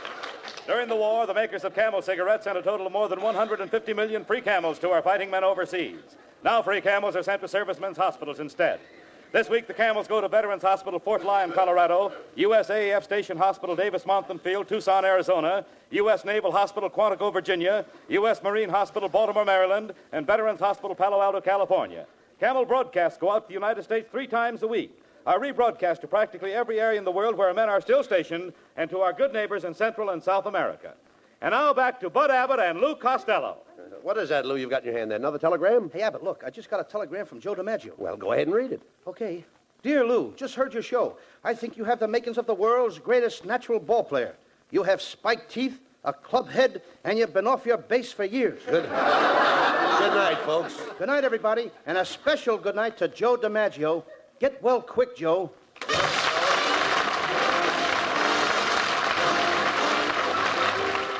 Listen to Abbott and Costello again next Thursday night when Costello is going to build himself a new prefabricated house. You can imagine the trouble he'll get into. I don't know whether it'll be a 1-story house or a 2-story house, but anyway, that's another story.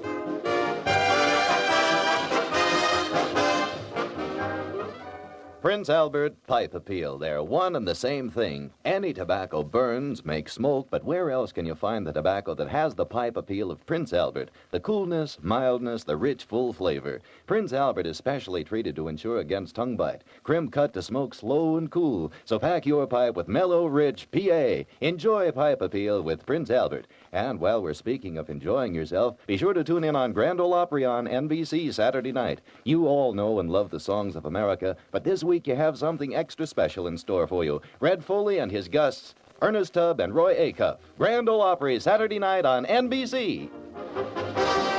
Be sure to tune in next week for another great Abbott and Costello show brought to you by Camel Cigarettes. And remember, experience is the best teacher. Try a Camel. Let your own experience tell you why more people are smoking Camels than ever before. C-A-M-E-L-S.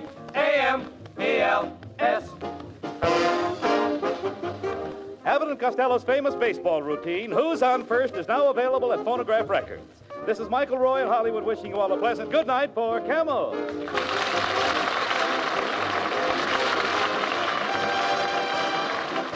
NBC, the National Broadcasting Company.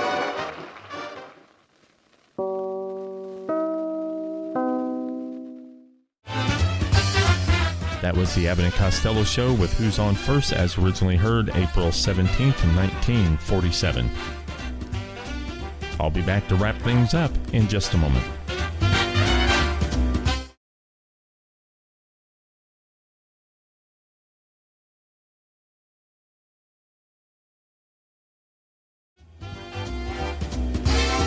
Welcome back to Classic Radio Rewind. We hope you enjoyed this special 3-hour National Radio Day edition of Classic Radio Rewind.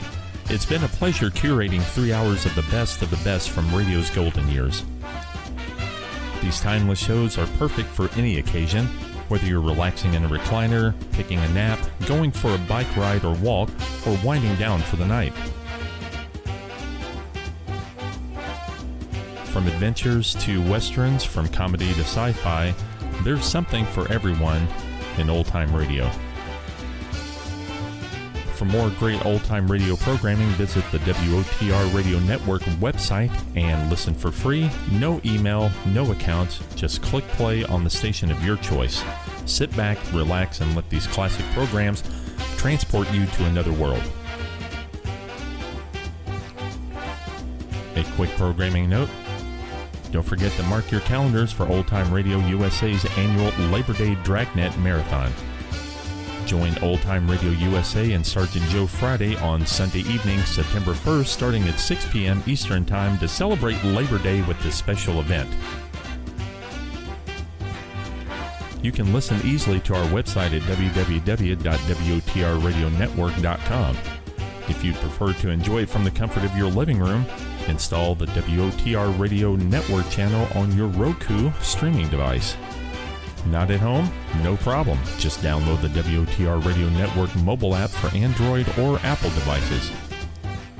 With so many ways to tune in, you won't have to miss a minute of this end of summer Labor Day marathon, only on Old Time Radio USA. Coming up on the next edition of Classic Radio Rewind, we'll hear from Box 13, The Eddie Cantor Show, Dimension X, and The Adventures of Ellery Queen. So you don't want to miss next week's classic lineup from those thrilling days of yesteryear. I thank you for listening, everyone, and until next week, this is Barry Slinker saying goodbye for now.